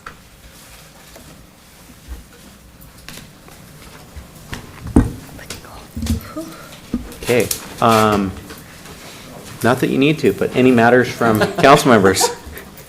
Well, Don't feel. I have an important one. I have an Okay. important one. I want to wish Councilwoman Stephanie Klopfenstein a happy birthday. Should we sing again? Oh, and tomorrow's Flag Day. If you have a flag, please. Oh, post yeah, it. cool. Good. I'll make it real quick. Please check your recall notices on your cars. As we were made aware tonight that, a lot of times I ignore them too, but that could be deadly if you do that. So do that. Reading, you got to read to your kids, have your kids read. It really makes a difference. The ribbon cutting, we had a ribbon cutting today for the official grand opening tomorrow for Smart and Final, like in Garden Grove at Euclid and Catella. So please go shop at Smart and Final over there. It's a beautiful store. And then we got other things happening in the city. The Old Vons, Zodi's, if anybody can remember that. And then the Albertsons, and we got a lot of good things going on. So we'll see you in a couple weeks. Good. Tu Ha? Kim? Just want to say happy belated birthday to Jaden Jones and happy early birthday to Ashton Jones. And also happy birthday to Stephanie. I appreciate all the birthday wishes and the cake. It was lovely. Thank you very much. Mayor Pro Tem? Nothing, I have nothing to add either. I will say happy birthday to my two sons as well, and that's it. Thank you. Scott, anything from our city manager? Mr. Mayor, Councilman, just a couple of very quick things. One, I wanted to mention Saturday morning, the Boys and Girls Club they're going to be working on their Kaboom Playground Build Day, I believe. 8:30 in the morning, they're going to start from 8:30 to 3, and they're going to be building a playground for the kids at the Boys and Girls Club main branch, which I believe is the one by Kiwanis Land. Friday night, I think there's an extra large car show going on where they're going to have some surf music, live surf music and some other stuff. And I don't do this enough, and I just want to conclude by saying, you heard tonight the Steelcraft guy compliment our economic development people for their hard work on doing all that. And, I don't thank them enough, but I have to say you've really got a team of people that are really working really hard to make some of these deals happen. And then even when we look at the LFA project, and we know it's a challenge, we know there's issues, but you've got police, fire, community services have done a lot of work on it. Public Works has been involved in it. So I just wanted to give a shout out, the RV stuff, we did a lot of work on that in my office with Sean. Maria's been working on a lot of animal care stuff, so just want to send out a shout out to all of our staff. They're working really hard for you, so. With that, we are adjourned. Yes. Oui.